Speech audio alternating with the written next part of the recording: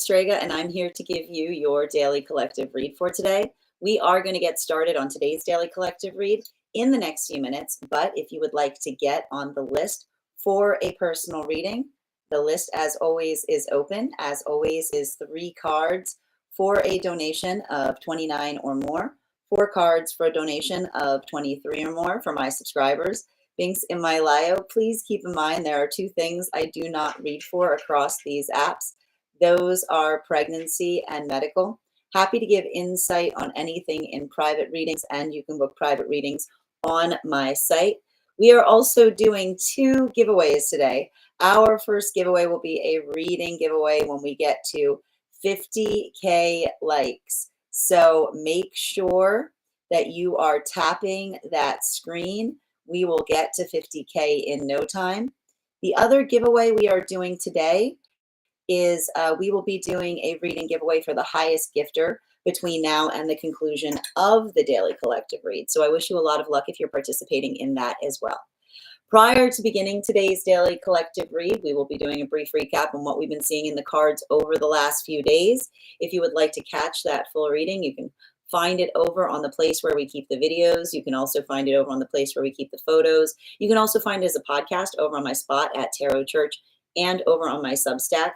But before we begin, most important question, scale of 1 to 10, how are you doing? Let me know. There are no wrong answers. We are coming into a Capricorn full moon. I believe we are going to be having that reaching its zenith at about 4:36 p.m. today, if I'm correct. And one of the things that we're identifying, particularly with this full moon, is working through and developing a sense of personal resolve. Why are we and I think that there's something really, really profound and beautiful that we are observing to having a Capricorn full moon in the heart of Cancer season. Why is that so significant?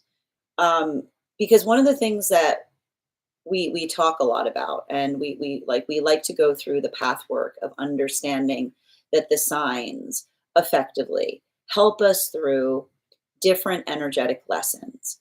And one of the things that we often recognize in like the Cancer cycle, if you will, is the observation of how much we change, right? That space by which we are able to identify and recognize how far we have come. And this is something that is often a sign of maturation, right? We often recognize the fact that the experience of living is one that is perpetual transformation. And that is often why. And the thing that we also identify, and this is something that we talk a lot about here, is that, there are modalities and moments when we come into the space of the ego that we start to want to get more rigid, right? We want to become much more energetically fixed upon things. However, when we are in a space by which we are able to understand what our rigidness is, when we are able to identify and articulate upon it, we're able to recognize and understand that the reason that we're energetically rigid upon something is because there is a defined standard by which we can speak towards it. And that is why, that is, I keep on hearing, like the healthy architecture of strong relationship in any context, be it romantic, be it familial, be it even in the space of friendship.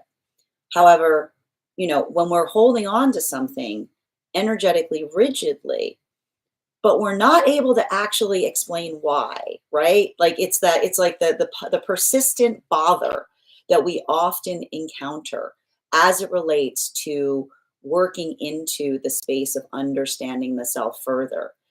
When we recognize that is often the space that we have to put our work in, right?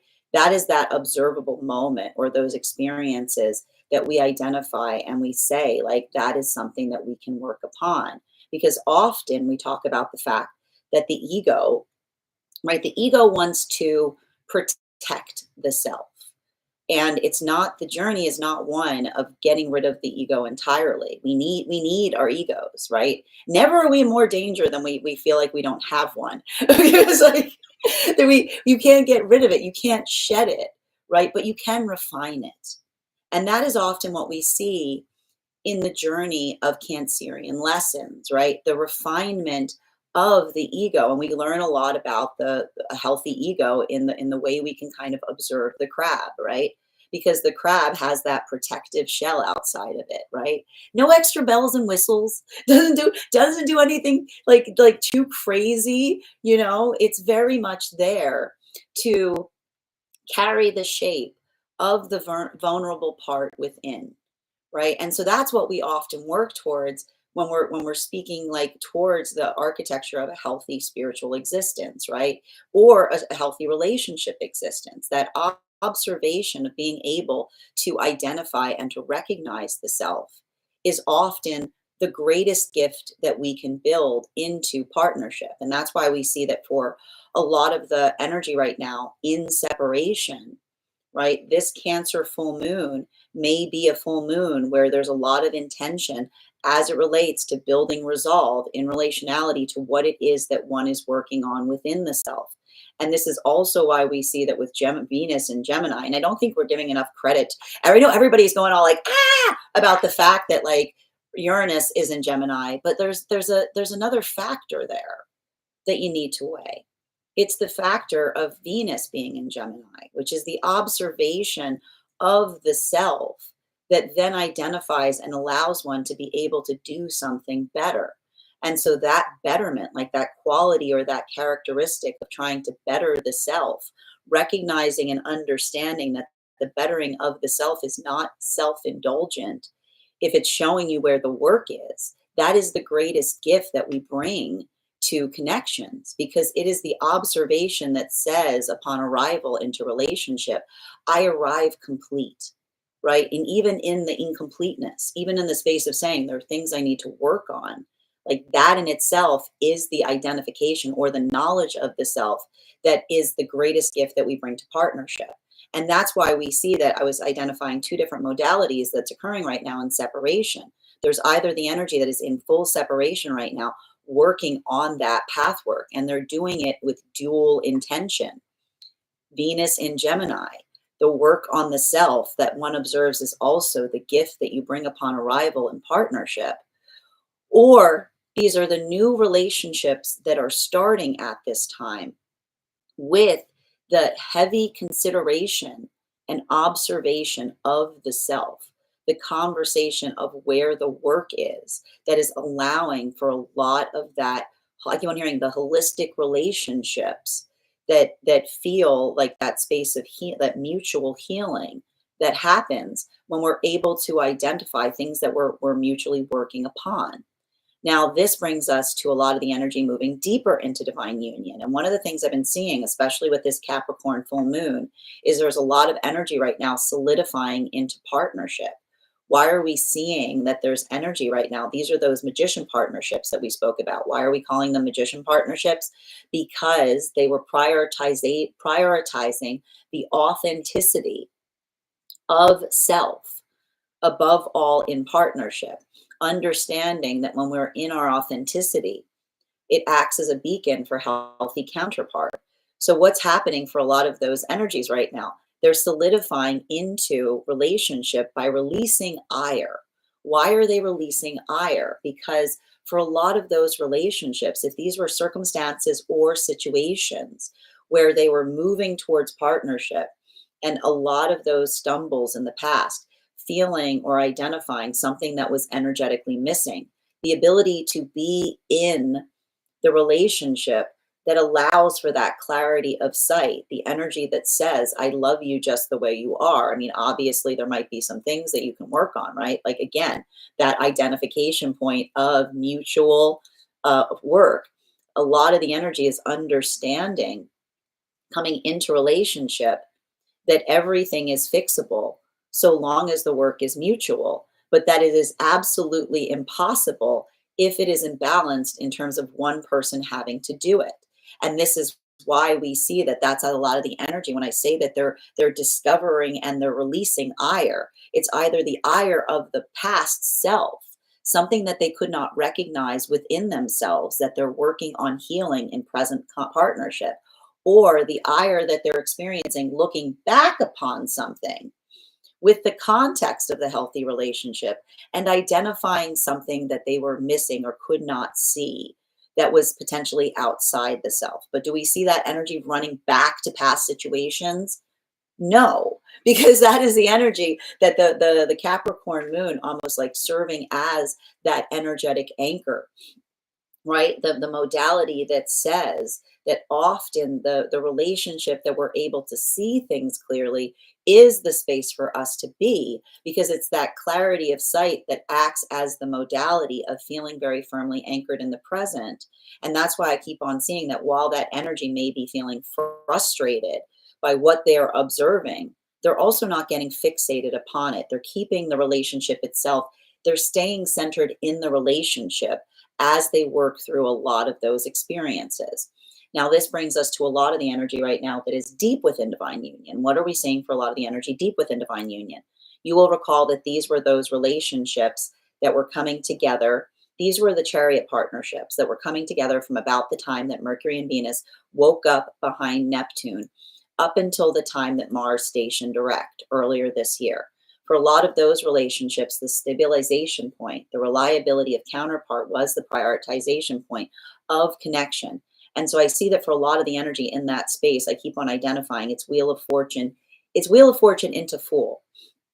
The observation of the maturation and expansion of a manifestation goal in partnership that happens with the evolution of a relationship, right? That expansion point, that moment that we move into something and we're able to see something bigger. So I feel like there's a lot of that energy that may be making working on the aspect of change, but it's the change that feels like that energetic celebration point that often moves them into the role of the student, right? Because often when we have a breakthrough, we see something in a way that we couldn't see it before, and it brings that need or desire to learn something further. So that's why I keep on hearing like there's a lot of that energy right now that is building deeper into connection via the understanding of the self, but also the deepening of the energetic connection counterpart, particularly in the space of healing wounds, of intimacy, or the past as well. This is all going to be a continuation. And, one of the things we have to be conscientious about is we have a lot of energy that's about to go retrograde in Aries, right? So there's a lot of that. I keep on saying like a lot of that modality of building into the context of the past. But I keep on hearing like the ability to hold on to the past as anchor allows our perception in terms of what it is that we need to modify or change in the present.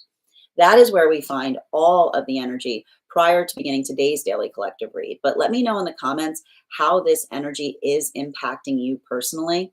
If you would like to catch this full reading, you can find it over on the place where we keep the videos. You can also find it over on the place where we keep the photos. You can also find it as a podcast over on my spot at Tarot Church and over on my Substack.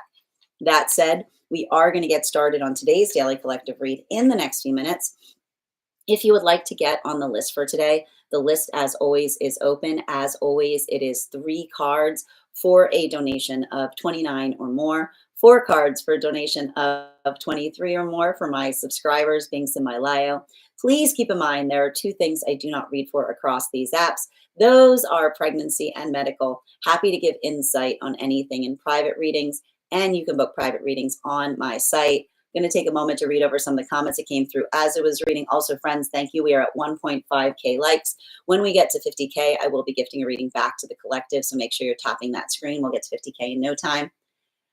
How are you doing, Dana? Thank you for joining us. Hope you're having a beautiful day, Wyatt. How are you doing, Adina? Go ahead and comment in the comments. I'll be sure to pin you. Had a beautiful interview with Adina earlier this year. You can find it over on her site or over on my Substack. And Channeling, thank you for sharing the live. Good to see you as well. Guys, make sure to give Channeling a follow as well. Wonderful tarot reader. Hi there, Rue. I just woke up from an intense dream about my ex. feeling drained. Yeah, we're gonna talk a little bit about this right now.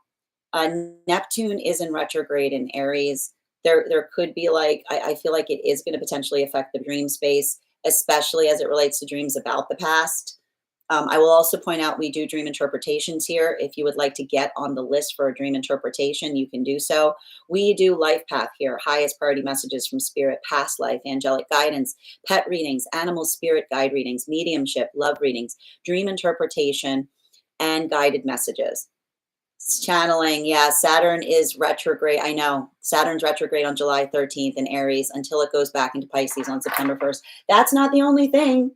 That's not the only thing.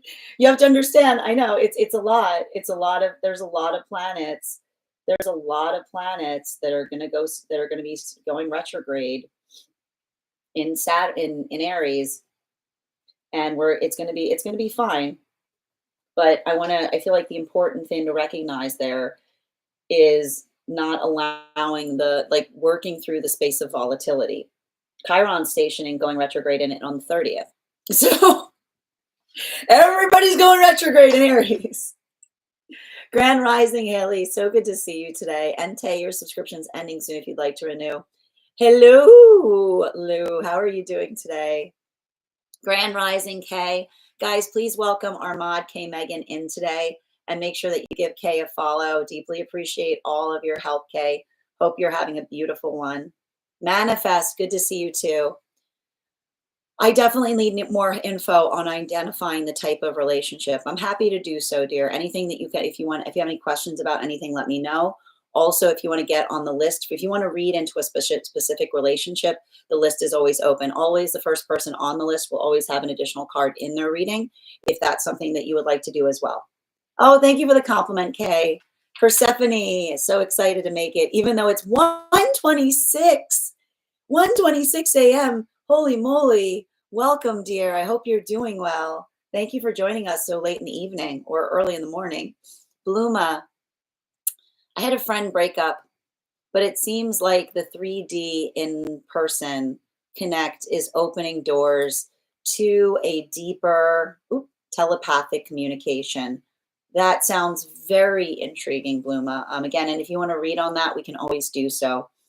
All right. I always like to point out, make sure that you're not building in too much into spirit as it relates to relationship connections. If something isn't happening in the tangible, we don't want to create that kind of energetic connection in the spiritual. Like make sure the tangible and the spiritual are matching. I've been having fear-based dreams lately, Minnie. I think that's the thing that we want to be conscientious about right now. I think it has a lot to do. I'm telling you, it's the fact that Neptune has gone retrograde in Aries. Like it can bring a lot of fears to the surface, right? It's working into the space of like navigating through our fear. All right, the Earth speeding up and the Earth is speeding up and Chiron retrograding. It's going to be fine, channel. It's going to be fine. I have Saturn in Aries too. Oh, okay. So when does the support group start? I feel like we're having it right now. What is this? What is this if not the support group for what's going on energetically every day? What is this if not that? Hi there, Manifest. Welcome, Bluma. Yeah, and telepathic connection. Hold on a minute. Relays all the love that still exists without the in-person. And I need to point out, like sometimes those connections, like it can be the higher self. And here's the thing about it. If someone's not embodying their higher self, like if you notice the crossed wires between what you're experiencing from a person versus like what their higher self is saying, like that is a them problem. Is what I like to point out. That is a them problem. It's not it's like, don't make it your energetic mission to be like, you need to connect better with your higher self is what I keep on seeing. Like that is what we want to be conscientious about. Yeah, I've been waiting. Let's make it happen. Yes. That's great advice. You're welcome, Bluma. I feel dizzy already. I know, but here's the thing. Like, that's why I keep on meaning like, I'm not surprised to hear like the space of like, I keep on hearing the word anchor, which is like being in, like finding that pathwork of building stability within the self. Haley, last couple of weeks have felt super fearful, but I'm working through it. Yeah. I feel like, again, and that's the thing I keep on talking about. Like, I know I know everybody is like all up in a tizzy about the fact that Uranus has moved into Gemini. I'm like, I'm less, I want to talk more about all the other stuff that's happening. I'm like, I'm like, don't let that distract you. Like, don't let Uranus in Gemini distract you from all of the other stuff, is what I keep on seeing. Grand Rising, Bridget. So good to see you today. Bridget. Um, you know, I'm gonna put it this way. I don't read for medical.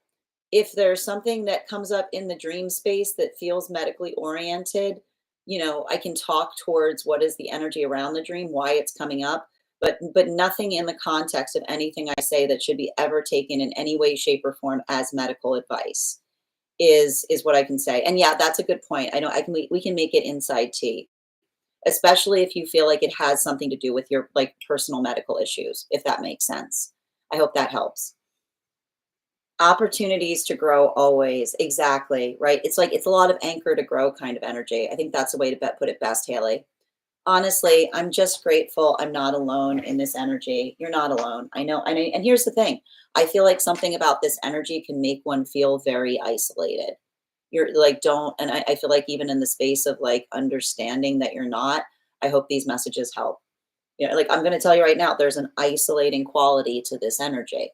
And it has to. I feel like it has to do with all of the planets that are going retrograde. It's like quiet. It's like that quiet energy.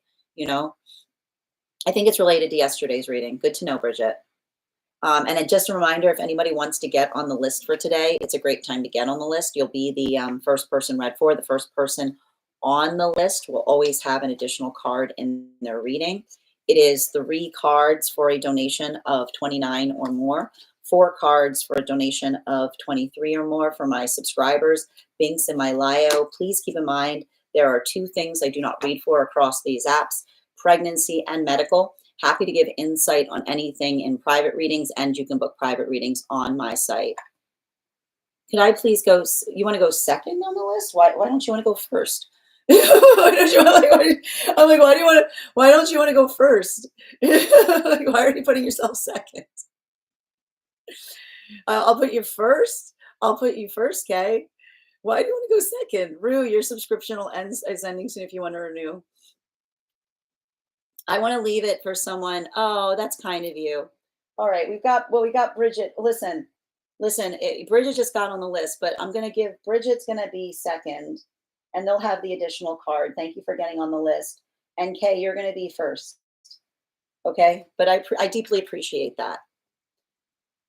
Gina, Grace, I'm happy to read for you. If you again, like I need to point this out. Like the tarot itself is not a space. We don't put our autonomy in the cards in relationality to making decisions for us. But I'm happy to read for you on the energy surrounding something that you're trying to do, if that makes sense. Thank you. And I thank you so much. Georgia, if you want to go first, if you want to go third right now, all you need to do is send a donation. Stella, thank you for getting on the list here. You'll be the 3rd person read for today. If anybody else wants to get on the list right now, you'll be the 4th person read for. As always, it's 3 cards for a donation of 29 or more, 4 cards for a donation of 23 or more for my subscribers. Binks in my Lio. Please keep in mind there are 2 things I do not read for across these apps: pregnancy and medical. Happy to give insight on anything in private readings, and you can book private readings on my site. I appreciate that, Kay. All right, but I know it's late where you are somehow. And I think Bridget already said she wants you to go first too. You're going first, whether you like it or not. Yes, feeling contemplative. That's the vibe right now. It's definitely the vibe. It's a lot of that, like, I'll be in my mind palace. I'll be in my mind palace. If you need me, I'll be up there, And thank you for the follow. I can't, why can't I see your name? Hold on a minute. Haley, I'm at a point where my life is changing completely. And I do feel, I do feel very isolated by it. Well, and I want you, like, if I want you to focus upon like the transformation that feels like it's energetically positive, right? Like working through, and here's the thing about it, right? Often when we're going through transformative periods, they can feel profoundly isolating, right?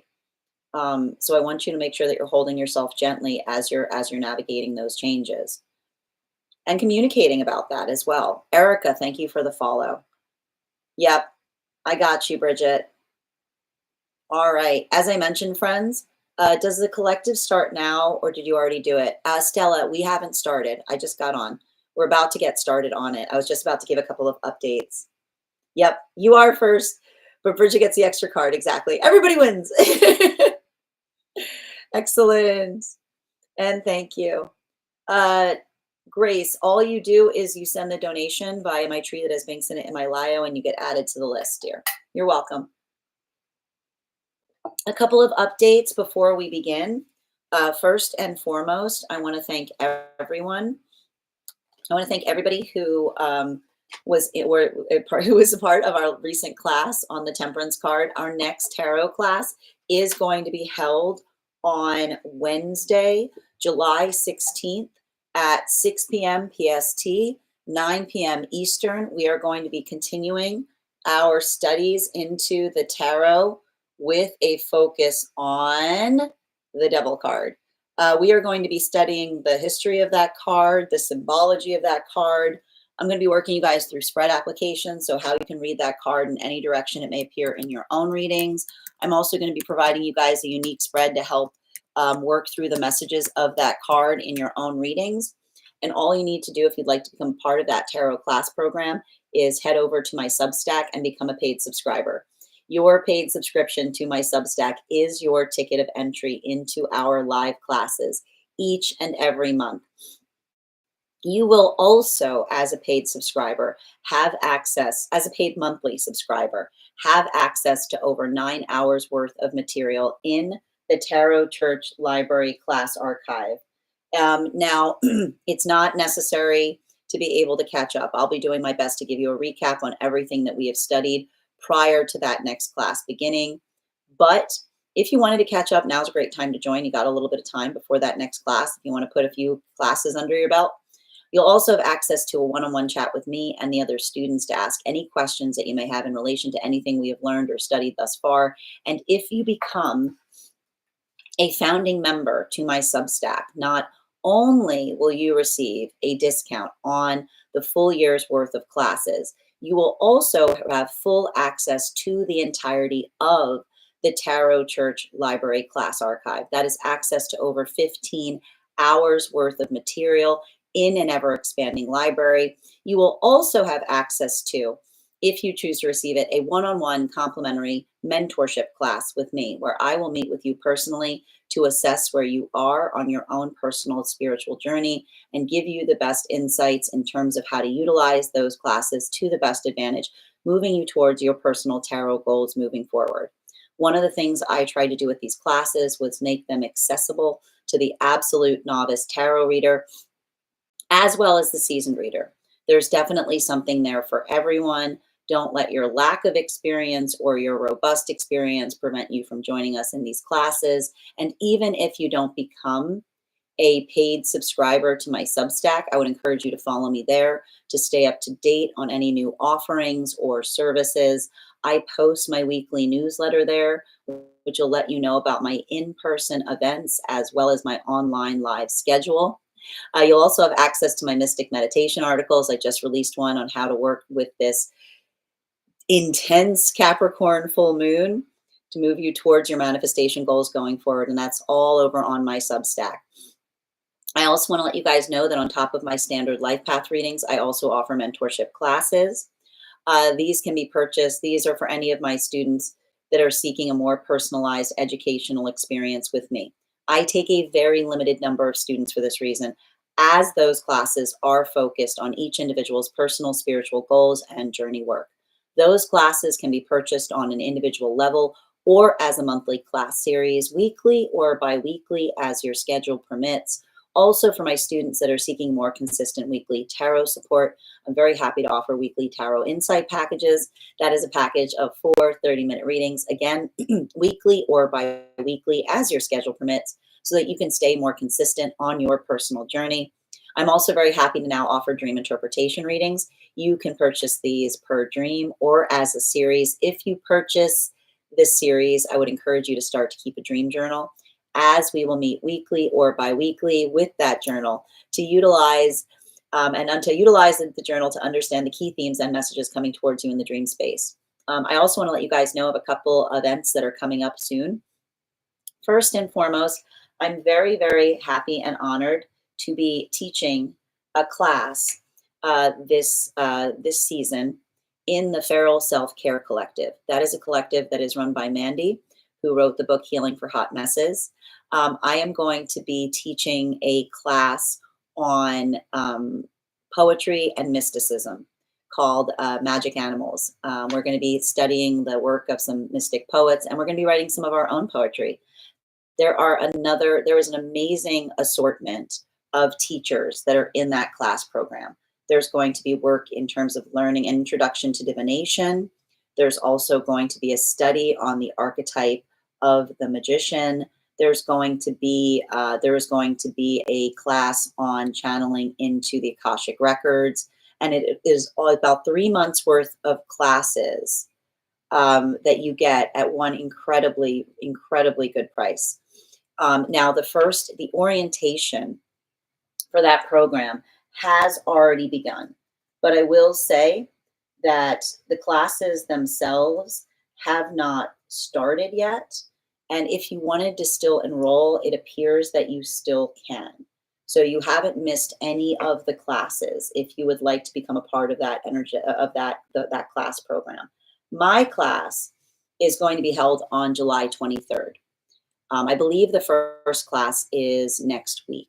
So there's still time to join if you'd like to join. I hopefully look forward to seeing you there. It should be a really beautiful class. I also want to let you guys know that this weekend I will be hosting a very special art installation at the New York City Poetry Fest. This art installation is going to be called Poetic Fortunes.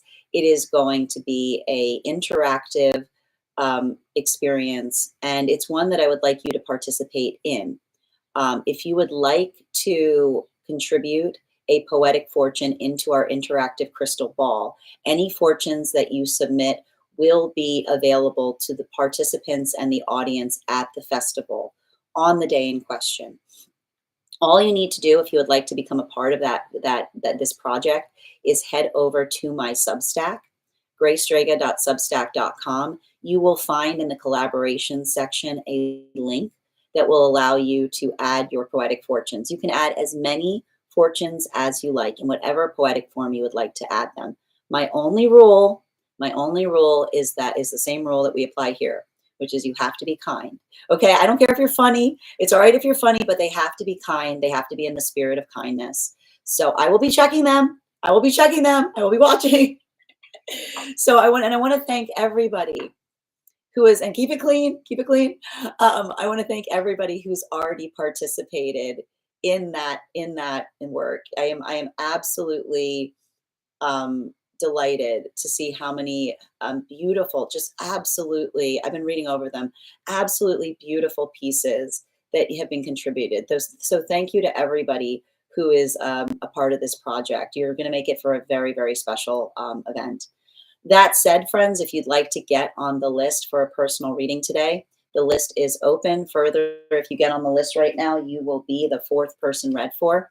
It is 3 cards for a donation of $29 or more. 4 cards for a donation of $23 or more for my subscribers. Links in my bio. Please keep in mind there are 2 things I do not read for across these apps: pregnancy and medical. Happy to give insight on anything in private readings, and you can book private readings on my site. We do life path readings here: highest priority messages from spirit, past life readings, angelic guidance, pet readings, animal spirit guidance, mediumship, love readings, dream interpretations, and guide messages. I'm going to take, if you have information that you feel is relevant for the purposes of our reading, you can include it in the notes when you send the donation, or you can include it if you are a subscriber in our subscriber only Discord channel in the appropriate allocated channels for those questions. I'm going to take a moment to read over some of the comments that came through as I was giving these recaps. Hi there. How are you doing, Lara? Good to see you today. Agnes, welcome as well. Grand Rising Dal. And Chloe, thank you so much for the follow. Stella, I've got you on the list. I've got you. Hold on a moment. Haley, I'm definitely being pushed to focus into myself and my body and health. Beautiful work. Continue to do that, right? And remember, I always like to point out Spirit's first directive is taking care of the self, because if we're able to take care of the self, we're able to take care of those around us even better. And thank you so much. Welcome as well. Hi there, Little Hawk. Thank you for recharging your heart needs. Just a reminder to my subscribers, when we get to 1 cards, if you would like an animal spirit guide card, make sure that you're recharging your heart needs, because that will make sure that when we get to 1 cards, that will also allow you to have an animal spirit guide card as well. Melissa, thank you for sharing the live. Always appreciate when you guys share the live. Yeah, it should be a really cool day, Little Hawk. Yeah, thank you for those hashtags too, dear. I pressed the wrong button. I do that too. I accidentally invite people. I'm like, sorry. I was trying to click on your name and then I hit invite. Queen, thank you for the heart knees. Yes, keep it clean. Exactly. Okay, you sent in 2 short ones. I don't know how good they are. I'm sure they're wonderful. Thank you so much for contributing, Kay. And thank you as well for re-upping your heart knees. All right, friends. As I mentioned, we are going to get started on today's daily collective read. If you would like to get on the list right now, it is a great time to get on the list. Thank you, MZ, for recharging your heart knees. If you want to get on the list right now, you'll be the 4th person read for. We are going to get started on today's daily collective in just a few moments. But before we do so, why don't we warm up our intuition muscles by doing an intuition check. I've got an animal spirit guide card here. I'm going to count back from 10. When we get to 1, I will reveal the card. 10, 9, 8, 7, 6, 5, 4, 3, 2, 1. We had the adder. Thank you guys so much for participating. Oh, Faye, good to see you, dear. What context? Who's she? Sending you so much support, dear. All right. And thank you for sharing the live channeling. What was quite a while ago? What happened to Pumbaa me, please? I love when you write Pumbaa. It's so funny. All right. I'll never forget when you accidentally started the live with the potato filter. That was what was amazing about it. What was amazing about was I could not figure out for the life of me how to turn it off. Do you remember? I was like, oh gosh, this is my life now. This is my life now. And thank you. No, that was a very funny moment. All right. It was gold. It was, you should definitely do the collectivist potato. I can't do it because you can't see the cards. It's all potato. It's just all potato. That was the hard part about it. I'm like, you can't see the cards. It was wholesome. It was. All right, friends. As I mentioned, we are going to get started today, but if you'd like to get on the list, you'll be the 4th person read for. Also, we are at 11.7K likes. Everyone wanted to keep it, but it wasn't going to work. Yes, exactly. And Hazel, thank you for the follow, dear. If you guys can do me a favor and share the live right now, make sure anyone who wants to catch it is here to receive it. Listen, this is like Planet Fist. This isn't a judgment-free zone. I like that. All right. Everyone, yeah, exactly. It was very, very funny. Yeah, I should definitely. Does anyone have a photo? You know what? I'll see if I can find it, V. We can post it in the Discord. It's not much. It's just the filter. It's just like my eyes on a potato. Is the deck? Oh, is the back of that deck navy blue? Yes, it is. It's it's an animal oracle deck. Yep. Oh, your daughter. I got you, Fig. I'm sending you so much support on that journey, dear. I know it's not easy. All right.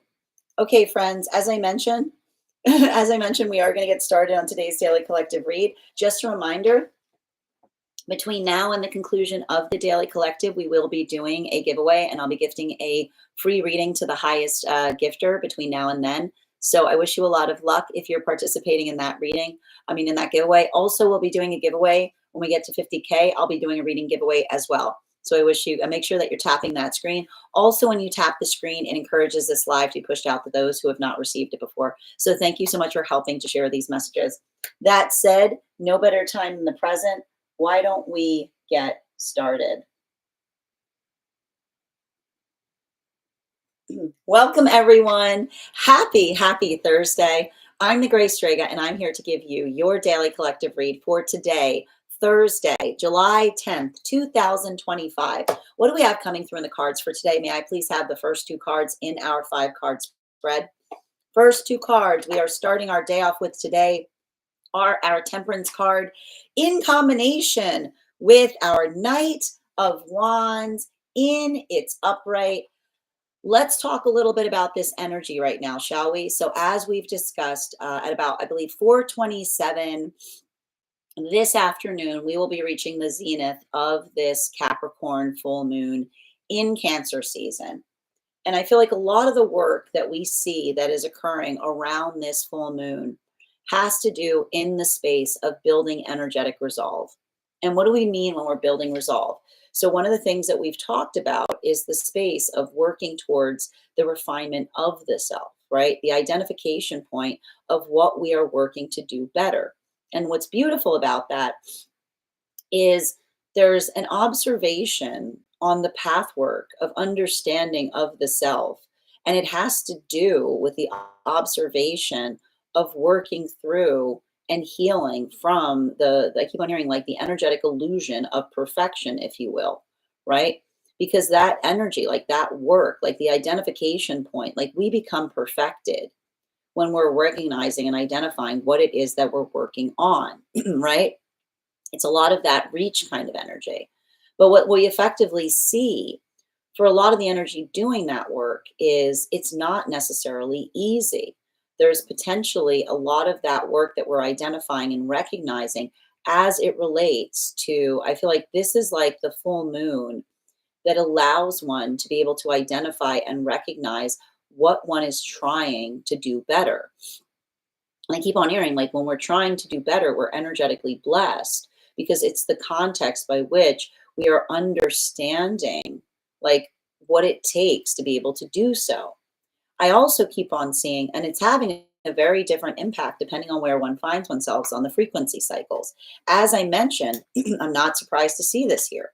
We're talking a lot about the fact that for a lot of the energy in separation right now, working through temperance. That's why I was describing that these are the energy right now in separation. These are temperance partnerships. And that temperance energy is all about slow and steady. It's about what feels energetically supportive. It's about what feels energetically nourishing. It's the harmony, like the harmony of working towards something, but also being very patient with oneself in the process. And that's why I keep on seeing that for a lot of these, I see two different modalities that are happening right now for energy and separation. These are either energies that are working within the self, on the self, understanding, and welcome to that Venus being in Gemini, that when we do the work of the self, it is the greatest gift that we bring to partnership because we arrive complete. And we're arriving complete to partnership does not mean that we're energetically complete. We're never complete. But being complete is the identification in knowing what one is working on doing better. So that's why we keep on seeing that for a lot of that energy, that context of betterment, right? The bettering of the self that allows the ability to move towards like what one is trying to do in a different way. This is either the energy that's doing that. And I keep on hearing it's like they're doing it for themselves and they're also doing it for their divine counterpart, right? Or these are relationships that we're identifying for a lot of the energy that's starting to build into a relationship right now, talking about where the work is, right? They're talking about what they're working, what they're trying to do better. I keep on hearing it's like it's the vulnerability that becomes the point of strength, right? It's the observation that allows everything to begin. Because what is a lot of the energy right now in separation saying? This is going to bring us to the energy moving deeper into partnership. Everything is possible so long as the work is mutual, right? Like it's the mutual, it's like everything is possible so long as the work is mutual. So what is the work? What do we see a lot of the energy right now in separation doing? They're talking about the mutual work. They're identifying and recognizing it. They're building into the context of being able to articulate what that shape is or what that looks like. Now, this brings us into that same message, right? Everything is possible so long as it is energetically mutual. This same work that we see for the energy moving deeper into divine union right now, this is the observation of what they are healing from. Why are we seeing that? Because I feel like there's a lot, these are those magician partnerships that were coming together from about the time that Mercury and Venus went direct behind Neptune up until the solstice period.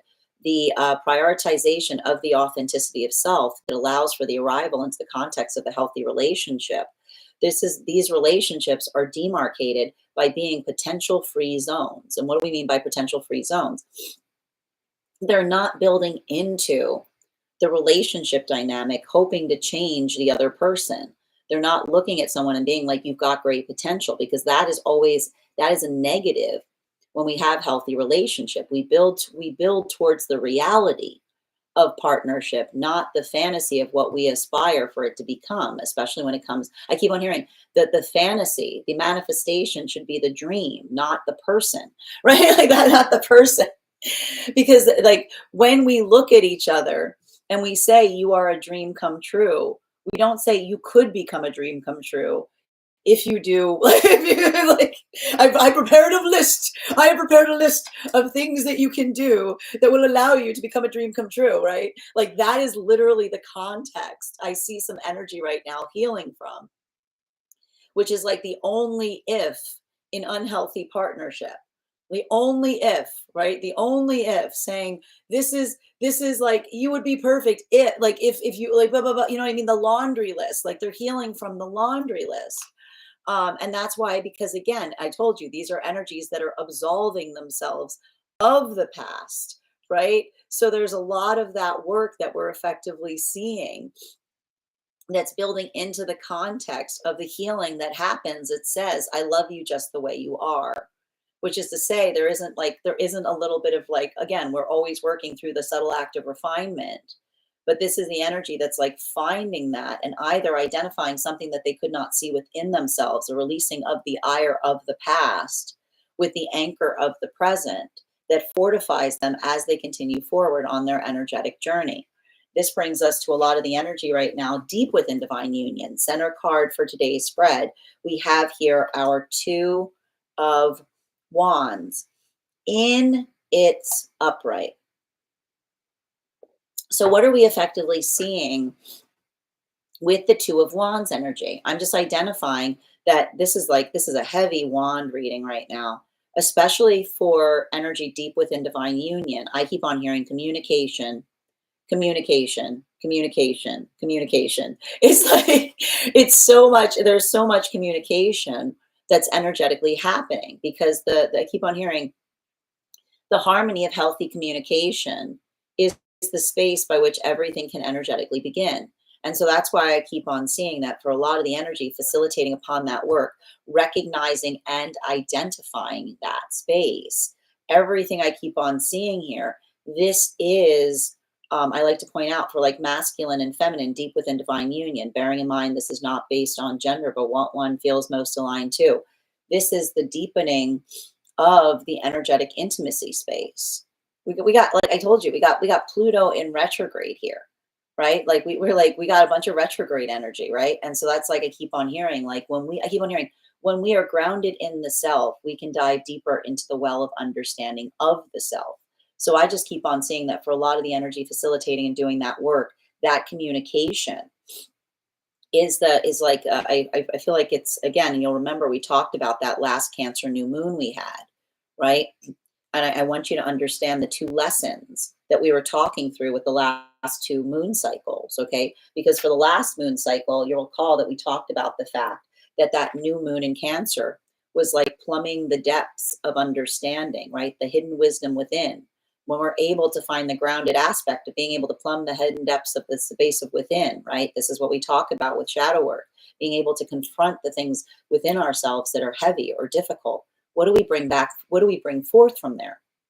Understanding of the self, the pearls of wisdom, right? The understanding and the recognition of something that feels like it's of energetic value. So that's what I keep on seeing in relationality to a lot of that energy right now. And that is how they're deepening the bonds of intimacy. I keep on hearing like they're plumbing the energetic depths together. They're going through that pathwork of communication, talking about heavy things, talking about hard things. But what happens when you talk about hard things? You're fortified by them, right? It's the fortification. It's the strong conversation that allows for fortification.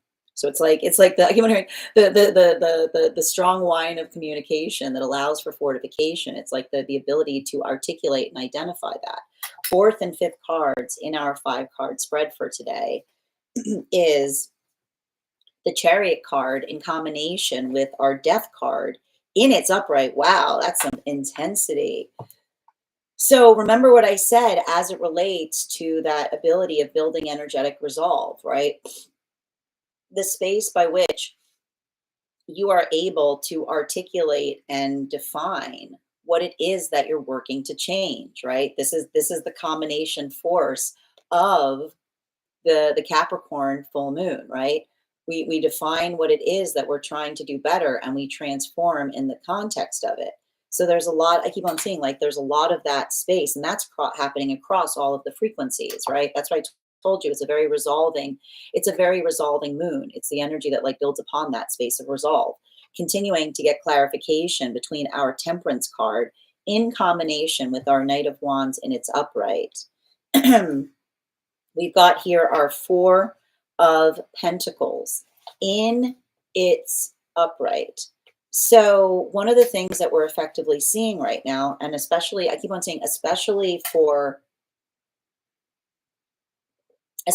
energy and separation, I keep on hearing they're fortifying, right? And why do I keep on hearing they're fortifying? Because they're fortifying because it's the understanding and the observation of what one is working to do better, is what I keep on seeing.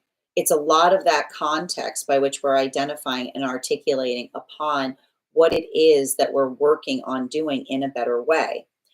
And so for a lot of those relationships that I'm seeing here, that ability to work through something in that capacity. I told you I see two different modalities right now in separation, right? This is the energy that is finding themselves again in separation. Potentially, I keep on hearing there's a lot of the energy in separation that is healing. I keep on hearing they're healing from only if relationships, which is like the space. And I keep on hearing that, remember when I said the healthy relationship is the identification point of recognizing and understanding the mutual power of work, right? Everything that is possible so long as the work is mutual.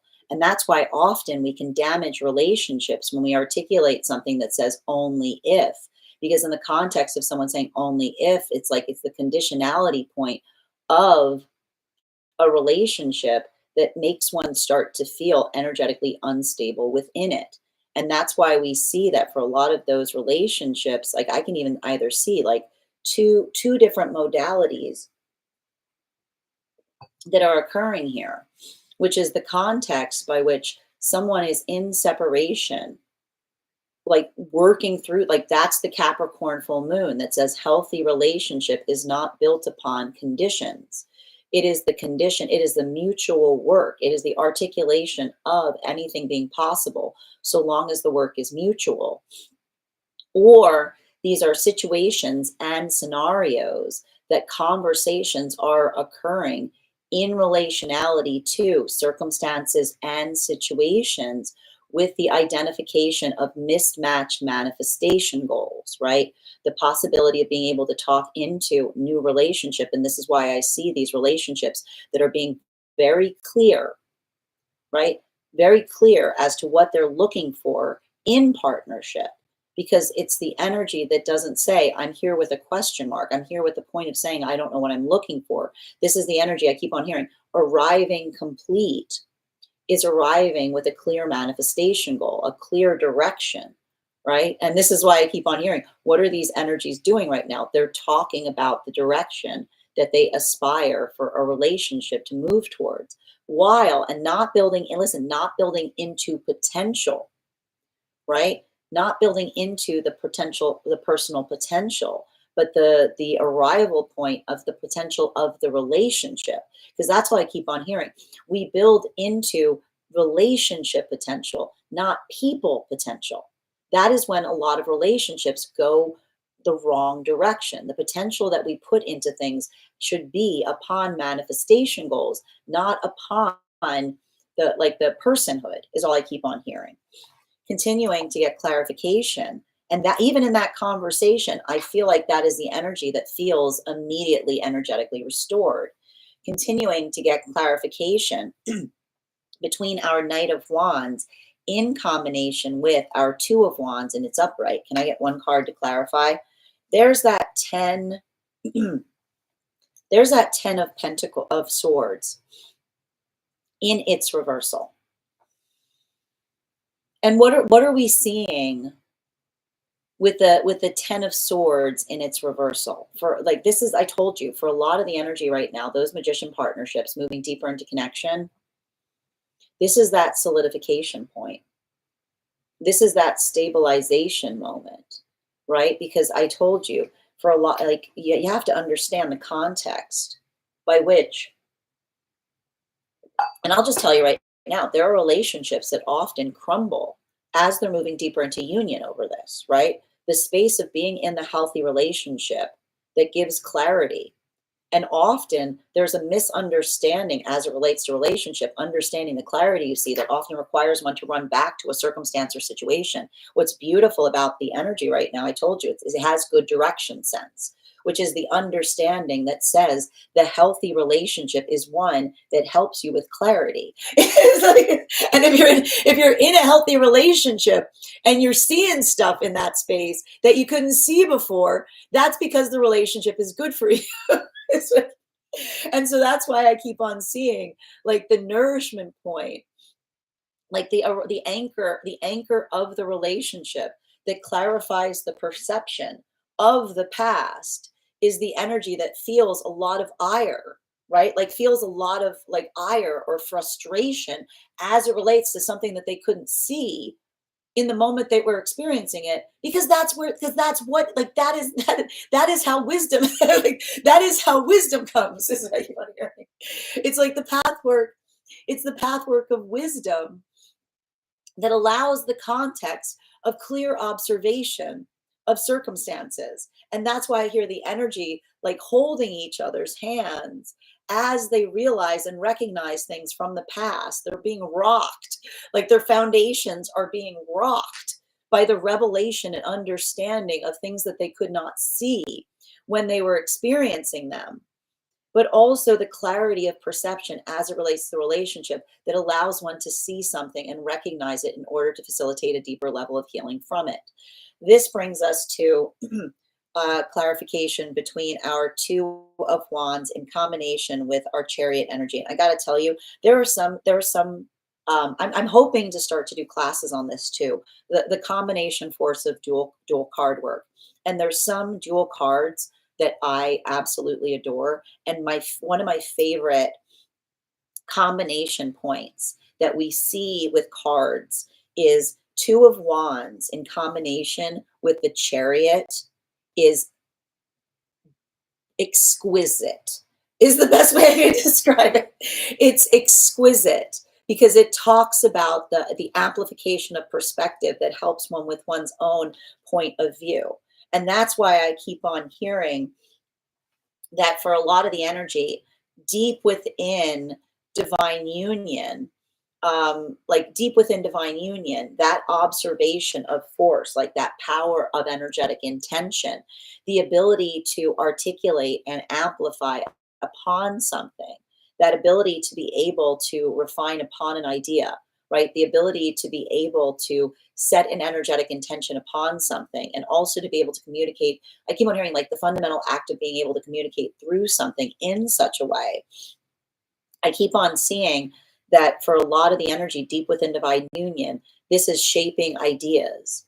This is like the space of shaping ideas, but building upon the shape of something that helps one get a better sense of it. And this is why I keep on hearing the healthy relationship is one that gives you the perspective of a different point of view.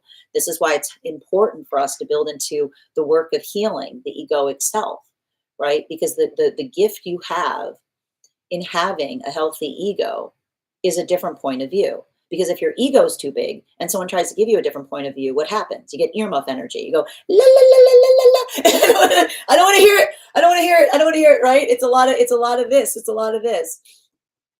So I keep on hearing that this is the energy that feels that sense of healing, because it's the observation of a different point of view that helps one further shape energetic intention. So clarification between our Two of Wands in combination with our Chariot card is, we've got here the Sun card in its reversal. Now we got to talk about this. The Sun card in its reversal, like that's the difference between the view that is energetically indulgent versus the view that is energetically affirming. What is the indulgent view? The indulgent view is one that makes one feel right all the time. The indulgent view is one that is shaped only by making oneself feel good about the self at every single moment. That's what you have to be very wary of, because often like that is, never are we so far, never are we so far astray than when we feel like we are energetically right all the time. Because when we feel like we're energetically right all the time, that is often the earmuff energy of the egoic space, right? The observation in being able to try to ascertain what one is trying to do better, right? The fix it kind of energy, the ability to be able to articulate and say we can do better, right? Like that is the force of healing and understanding of the self, because it's not one that makes one feel good about the self, right? And I keep on hearing a healthy journey is not one that should feel like it should, I mean, like it's like, it should feel like the pat of the head that you give oneself is in the accomplishment of doing things, right? Not the indulgent point, like not the indulgent point about feeling the space of one's own point of rightness, right? And that's often what we see in relationality to the feeling that comes at the arrival of doing that hard work on the self, right? It's a lot of that work. It's like I keep on hearing like the irony of the self that exists in the space that when we worry if we're not doing it right, we're often doing it perfectly. Continuing to get continuing to get clarification. And that is the conversation that I see that is happening right now for a lot of those energies in separation, right? I see this energy, and what are they doing? They're having conversations on how they wish they could be doing something better. And what are they saying to each other as they do so? Trying is a qualifier to doing, like the ability to do something, right? But the care we put, the love comes in with the worry that we could be doing something better, right? The love comes in with the worry in terms of trying to do something the best we energetically can. Continuing to get clarification between our Chariot card and our Death card. One card to clarify, please. Ooh, we got two cards popping out right now. Queen of Pentacles in combination with our Four of Wands in its reversal. So what are we effectively seeing at this time, particularly in relationality to the energy that's moving deeper into divine union? For a lot of the energy I'm seeing that's moving deeper into divine union, this is, I keep on seeing, this is the observation and the conversation in relationality to what one is working. Look at this. Like, this is exactly what I was saying on what one is working on. Right? It's like, it's the worry about doing something, not doing something right, that brings us into accordance with the higher self, right? Because the higher self basically says, hold yourself gently on that journey, right? Because, and I keep on hearing, just as we can be too deep into our ego, right? Just as we can be too deep into our ego in the space of feeling like that point of perfect, the ability of beating oneself up because you're not is often indicative of moving too fast towards the higher self, right? It's all about the energetic balance that we find in accordance with trying to do what we can, but holding ourselves gently as we do so. Now, continuing to get clarification here between our four of, and so I feel like that's what I keep on seeing for a lot of that energy that's moving deeper into divine union right now, because that observation or that conversation that allows the context by which we are able to articulate and amplify what we are trying to do better. That's what I meant about some of that energy moving deeper into divine union, seeing something from the past that they could not see before, either something about the self or something that they experienced outside of the self, and then immediately being able to come into the context of that energetic healing, right? The observation, if you will, like it's the holding on. It's like I keep on hearing the ire that arises that is immediately released because of being energetically anchored in the context of the relationship, right? And that's what I keep on hearing. Like a lot of those magician partnerships, they're serving each other as energetic anchors through that, which is the space by being able to observe something and working. I keep on hearing like being rocked, if you will, by that energy, being rocked by the force of observation of the past, but staying very firmly grounded in the present as they continue to move towards it. Continuing to get clarification between our Four of Pentacles in combination with our 10 of Swords in its reversal. We've got here our Six of Wands in its reversal. Now, this is some heavy energy here. And I'll tell you why, okay? It's all about this Capricorn energy. And I got to tell you, this is the thing. I got to tell you, this is the thing with Capricorn energy. And if you know a good Capricorn, Capricorns don't sugarcoat things. Capricorns, but here's the thing about it, and that's what's beautiful about Capricorn energy. It's not about sugarcoating things, right? It's not about. It's like the work begins when we don't sugarcoat something, right? And if, like, this is why, like, I'm a big, like, this is why I love Capricorn energy, because Capricorns will often be in the space that they won't tell you the thing that you want to hear. They'll tell you the thing that you need to hear. And it's like a lot of that energy that says, don't go easy on me. It's a lot of that work that we effectively see, right? It's like, but that's why I keep on hearing like that. I always like to point this out. Like, that's why a compliment from a Capricorn is like, oh, you know what I mean? Like, a compliment from a Capricorn is like Capricorn, like it's like, you know, it's not about being nice. It's understanding that then it's not nice when we're being nice, we're being energetically dismissive, right? Like that's a little bit of that energy that we see here. And so I feel like this is interesting because I feel like for a lot, like that's what I mean about this Capricorn full moon feeling like I keep on hearing it's like a lot of that type of energy, because it's the ability to like identify something. And I keep on seeing like articulating upon the vulnerability point that allows the context by which one is able to do something in a way that one hasn't been able to do it before, right? It is like, I keep on hearing, it is the clarifying conversation, right? It is the observation of saying like, here, let me help you with that, right? It's a lot of that. It's a lot of that type of energy. And why are we seeing that potentially, like, this is why I hear that for a lot of the energy right now, for energy and separation, that is what feels so energetically fundamental, because the observation, and that's what I mean about like working on the space of like our own egos, which is like, it has to do with the difference between a critique and a criticism, right? Because a critique is something that we give to another to empower them to do something in a better way, right? So the ability of identifying a critique is the conversation by which we are able to build stronger.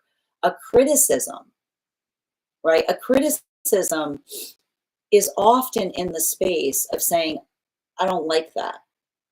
And this is why we identify what feels like the healthy, and this is why we talked about the validation of emotions.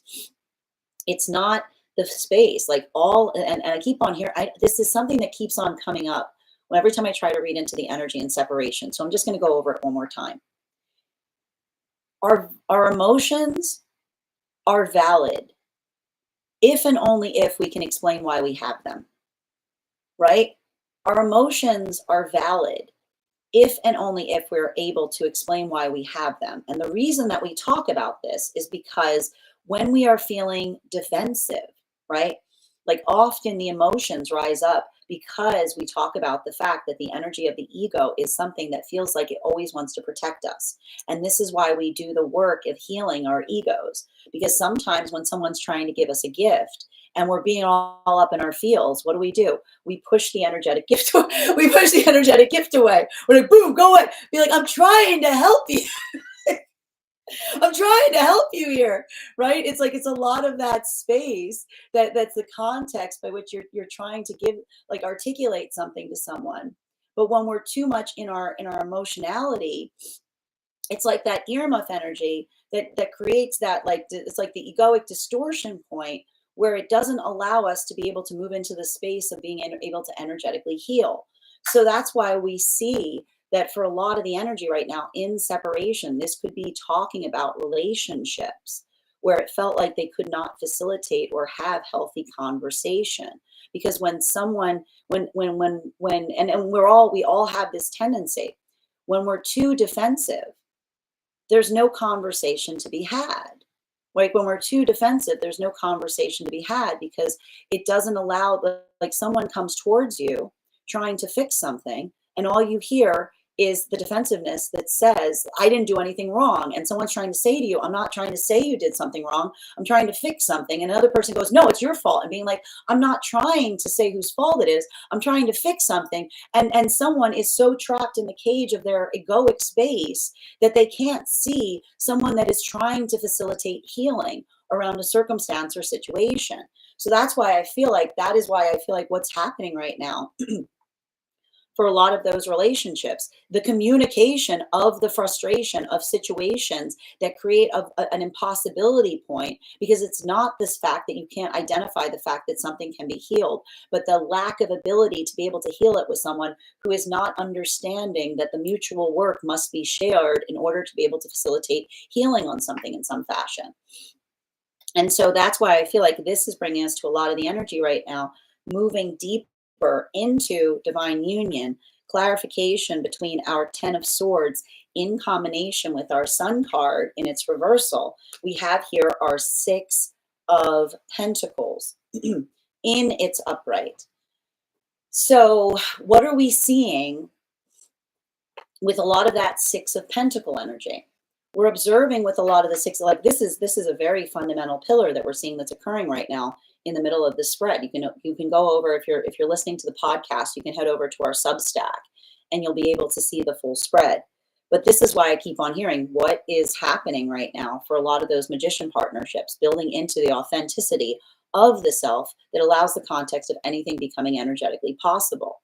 For a lot of the energy, like that is the space. And I keep on hearing these are relationships that are blessed in the fact that I keep on hearing it's a potential free zone.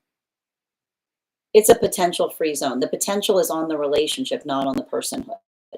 And when we do that, like when we build into the context, when we move potential into where the relationship could go, instead of who another person can become, we accept each other in the wholeness of ourselves, not trying to change or alterate each other. And so that's why I keep on seeing that. That's why for a lot of that energy, this is either energy that's healing from their own tendency of potentially having entered a relationship and looking towards counterpart and going, I can fix that. Because we should never look towards one another as something that should be fixed. That in that modality, the moment that we say, I can fix that, we should walk away from that relationship. Because even in that moment, you are looking towards another person and you're not holding them in the wholeness of who they are, but what it is that they could potentially become. And that is an energetic violation of another person's autonomy of self. So that observation of doing so, it's okay to want to aspire change in each other, but it must be mutually agreed upon change. And so that's what I see, that a lot of these relationships are occurring and realizing, right? The magician relationships that hold each other in a space of adoration for who they are. And in that modality, they heal from the misplacement of where potential should go. Because a healthy relationship does not put potentiality into the personage in it. It puts it into the direction of the relationship. Where the relationship itself is where the potential should sit. Continuing to get clarification between our Sun card in its reversal, our Four of Wands in its reversal, and our Queen of Pentacles in its reversal. Can I get one card to clarify, please? We've got here our Hierophant in its reversal. And what are we seeing with a lot of that Hierophant in its reversal? It's the context by which we are able to articulate and amplify upon the pathwork of the self that allows for the context of what it is that we're aspiring and desiring to do in different ways. And so I keep on seeing, for a lot of the energy right now, deep within divine union, there's a lot of that. I keep on seeing, for a lot of the energy right now, deep within divine union, it is the observation of the application of work. It's the observation of what one is aspiring and desiring to do differently, right? That work of the self that allows for, I keep on hearing like the energy, I keep on hearing the energy deep within divine union, almost saying to one another, I didn't know you felt that way.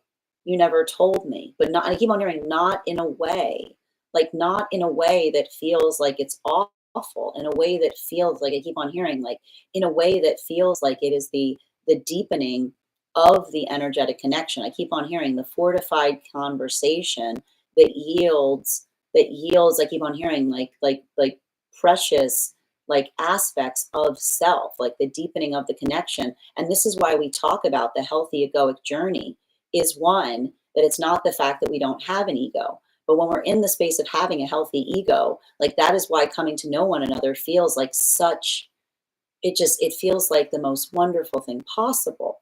Because it's like, it's like the moment you say to another person, like, I've been in there, and it's like kind of the same thing the whole way through.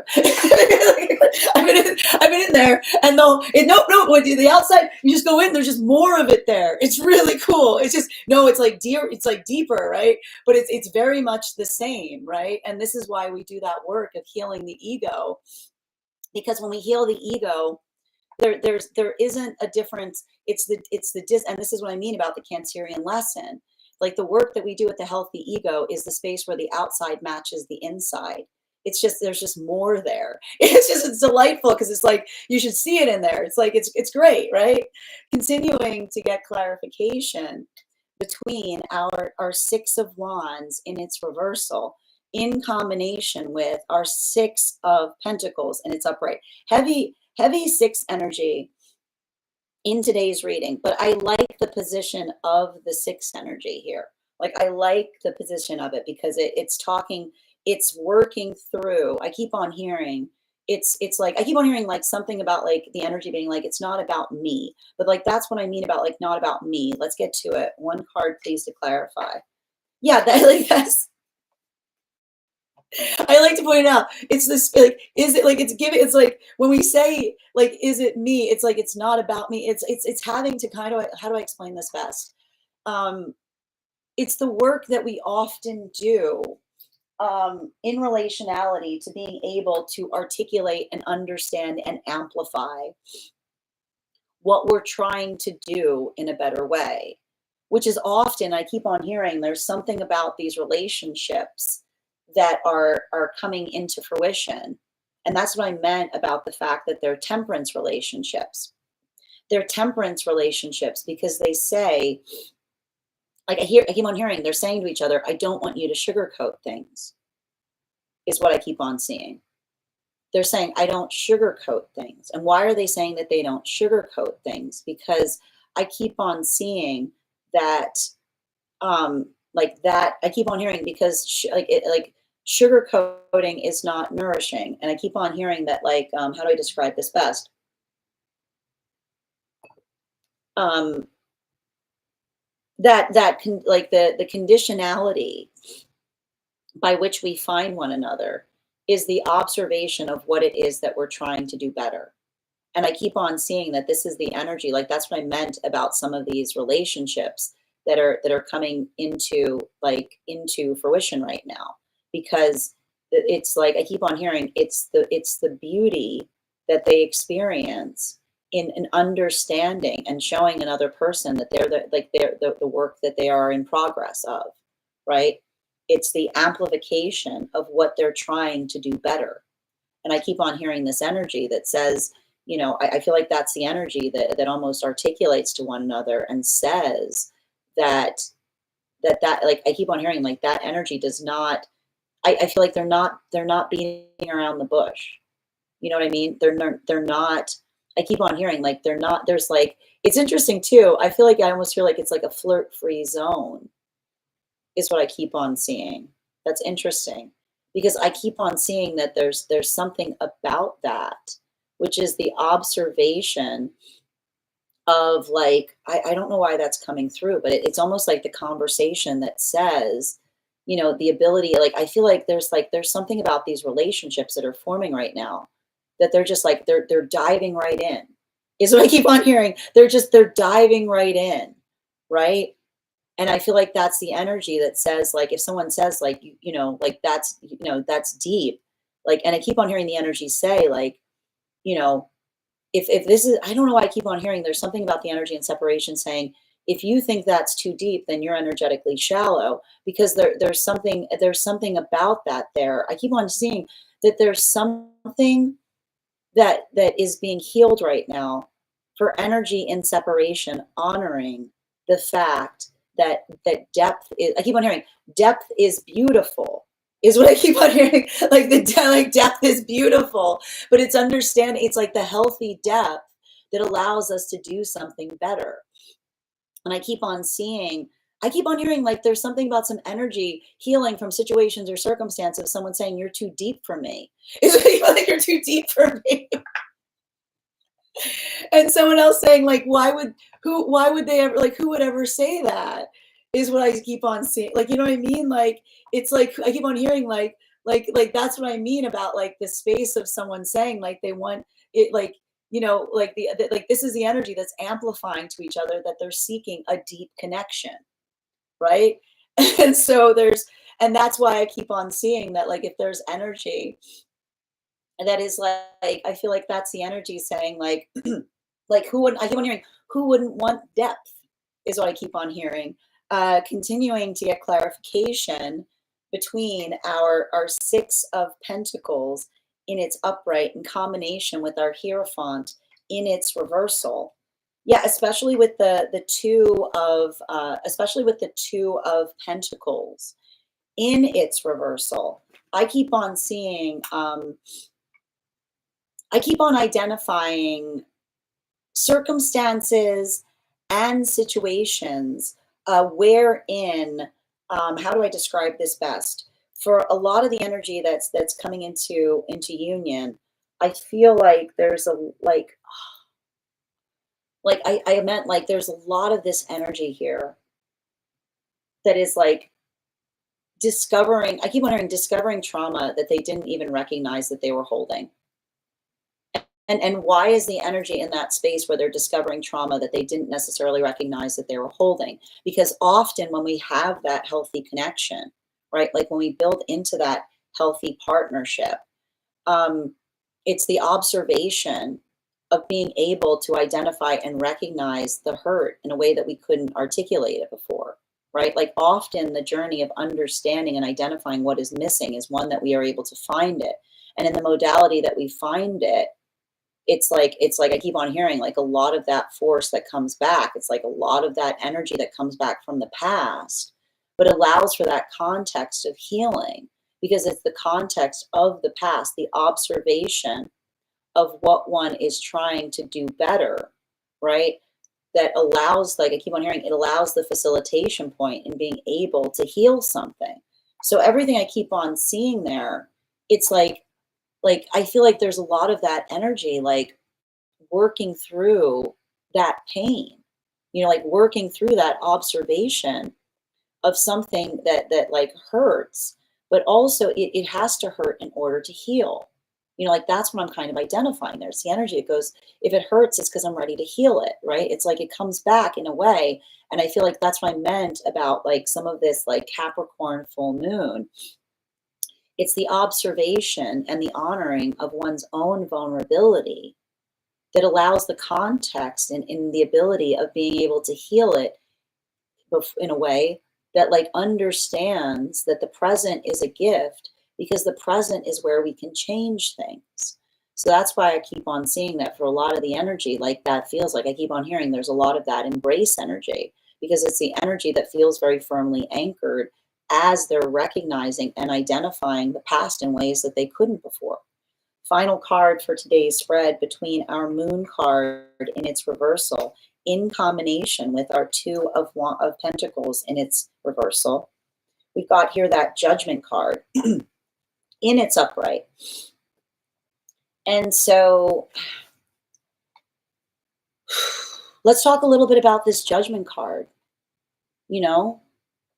because I feel like the thing that we're effectively seeing, particularly and especially as it relates to the energy, like the energy that we're working on right now is, and I want to feel like there's a lot of that, there's a lot of that heaviness.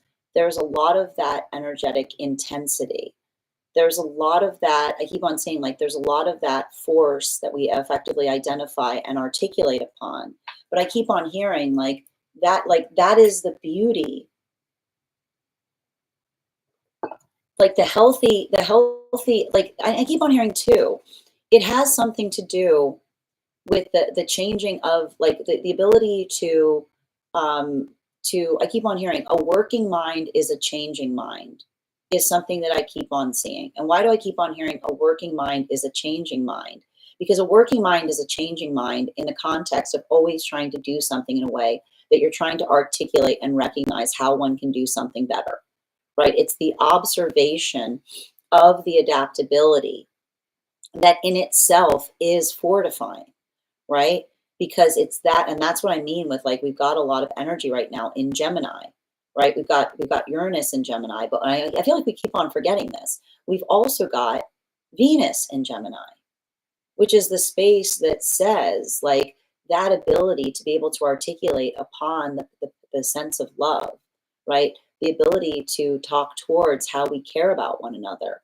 Like that is something that can energetically fortify our decisions. And so I keep on seeing that for a lot of the energy working towards that condition, like I feel like there's like, I keep on hearing like there's something about the work that's happening right now deep within divine union. I just keep on hearing, how can I bless the situation? Which is the observation, again, when things are going difficult, right? It shouldn't bring out the worst in us. It should bring out the best in us, right? It's the observation of the power of intention in being able to navigate difficulty and not say, ha ha, like serves you right, like, but the energy that says, what can we do? Like, what can we do in a way to make something energetically better? And that's what I keep on seeing that's happening a lot for the energy deep within divine union, right? It is the conversation that builds into the space of the self, but also amplifying and articulating upon what one like how one can make something energetically better. And so that's what I meant about the shifting manifestation goal, because it's like the manifestation goal that arrives, but even in the condition of having it, it's like it's trying to, like, I keep on hearing, it's like trying to amplify the force of power that we're able to come into when we're able to approach situations and circumstances from that point of love. And that's why I keep on hearing, like, there's something about the energy deep within divine union that says to one another, your view is beautiful, because that is effectively what we find when we're building into healthy connections. It's not just the love that we feel for the person, but from the point of view, right? The way that we see the world. And this is why when we work to heal ourselves, there's no greater gift than we have in the context of partnership, because it's the energy that says, I don't just love you for who you are. I don't just love you for how you look. I love you for how you see. And that is like the energy of love. It's the amplification that says, I love the way you look. I love the way you feel. I love the way you see. It is the perception, the shared perception that feels like it's blessed because it doesn't necessarily match yours. It expands it. It shows you something different. And in that space, like, it feels like that is why the healthy relationship feels like it's an expansion point, because it expands our possibility, because it is not necessarily the unified perception, but it is the ability of the perception that is continually adjusted because of the condition of by which we approach and do the work of ourselves that allows the counterpart to experience that as well. Bottom of the deck on this reading, Ace of Swords in its reversal, right? This is why it's very important that we don't allow ourselves to become hard in hard situations, right? Like, that observation of seeing things that cause us pain should not make us desire pain, right? That feeling of recompense is something that we need to heal within ourselves, because that ability of, I keep on hearing, like the ability to want to bring easement to things, right? The healthy journey is one that allows us to try to, and I feel like this is bringing a lot of that space of like us moving into Leo season, which is like, again, the observation that the honor that it's an honor to carry heavy things, because when we carry heavy things, it's the articulation of what it is that's energetically important to us. So that's why I keep on hearing that for a lot of the energy doing that work, that sense of expansion, right? The ability to try to articulate and identify the force of meaning that one feels for each other. Like, I keep on seeing, like, there's a lot of that energy that I keep on seeing. It's the context by which you articulate. I keep on hearing, like, our actions allow the context by which we are able to articulate and amplify what it is that we're trying to do energetically better. And I keep on seeing that, that is also the context by which we understand surrender, because surrender, I keep on hearing, surrender isn't about giving up. Surrender is identifying and recognizing and allowing the context by which we always give each other the opportunity to do something in a better way. You know what I mean? Like, it's giving me, like, I feel like it's that space. Like, I feel like there's something about it that is like the blessing of try again, which is the space by which we say, listen, we don't hold each other's grievances to the point that we say never again. We say try again, because it's the amplification point by which we understand that the present is a gift, because it always gives us an opportunity to do something in a way that becomes even like closer towards us. And so I feel like there's a lot of that energy that's happening right now across the frequencies, particularly with the Cancer full moon, because I keep on seeing that a lot of that intentionality with the Cancer full moon is the consideration point of the, I keep on hearing, the care that we put into things, the way that we speak towards them. And for a lot of the energy in separation right now, I keep on seeing like the energy, I keep on seeing some energy right now in separation, going through like a painful realization as they're healing, either in separation or in the context of new relationship, which is not to say that there wasn't potentially a pathwork by which one could heal something. But if, like, I keep on hearing, if like the pathwork by which to heal something moves one off of the standards of the self, that's the energy that's like working through the space of saying, a healthy relationship is one that does not require me to move away from our standards in order to try to facilitate healing it, right? Like, that is the energy that says, like, it's a lot of that force of intention by which we're able to help navigate direction. And for a lot of the energy I see keep coming deeper into divine union, this is why I see like a lot of that energy is like, I feel like this is a lot of the past rising back up to the surface because they're observing it in a way that they haven't before. And they're either being very hard on the self, or they're being very hard on the experiences outside of the self. But that observation of staying very firmly anchored as they work through that, it allows for a lot of that context by which they're able to understand. I keep on hearing the energy, the relationship that heals us is the one that gives us clarity, because it's that observation that is like, I keep on hearing, it's the force of intention of being held in a place that one is appreciated, that often allows the ability to see those modalities where you weren't holding yourself in that space, or another wasn't holding you in the same modality, which just brings us to a lot of the energy deep within divine union right now, which is what I keep on seeing in relationality to the energy working towards doing something in a better way, right? That adaptability point, trying to facilitate further on something. There's something heavy in relationality to that point of expansion.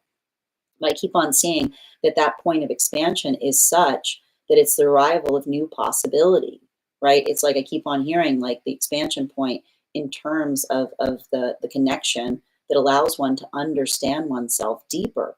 And that's the beauty of the healthy relationship, is it's like that power of perspective that feels like it creates that like that I keep on hearing the full scope of something, right? Being able, like I keep on hearing, the healthy relationship is one that helps us see more, but only in the context that we're able to receive it by healing our energetic ego.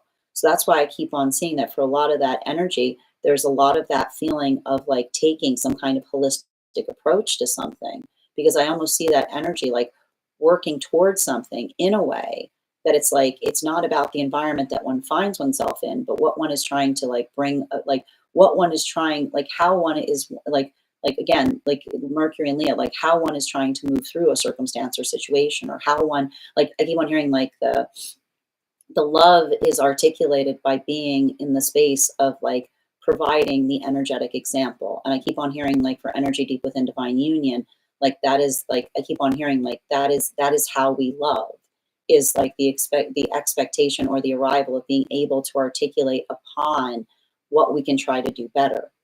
That is where we find all of the energy prior to beginning today's daily collective read. And then that is our daily collective read for the day. Sorry. I want to thank you guys so much for being here and receiving it. Just a reminder, if you would like to book a private reading with me, it is a 2-step process. You have to book the reading, you have to pay for the reading. Please make sure you do both if you'd like to have that reading. Also, thank you so much. I think if you'd like to have that reading, I also want to let you guys know, please keep in mind that I will never, ever, ever, ever, ever, ever, ever, ever, ever, ever, ever reach out to you for a private reading. I will never DM you. I will never PM you. I will never slide into your inbox and tell you that I have a very important message that only I can deliver. The only way you can book a reading with me is if you book one on my site, so I'd encourage you to do it there. A couple of updates before we move into personal readings today. First and foremost, I would like to thank everyone who participated in our recent class on the Temperance card. Our next class will be held on Wednesday, July 16th at 6 p.m. PST, 9 p.m. Eastern. We will be continuing our studies on the tarot with a focus on the Devil card. If you'd like to become a part of that tarot class program, all you need to do is head over to my Substack and become a paid subscriber.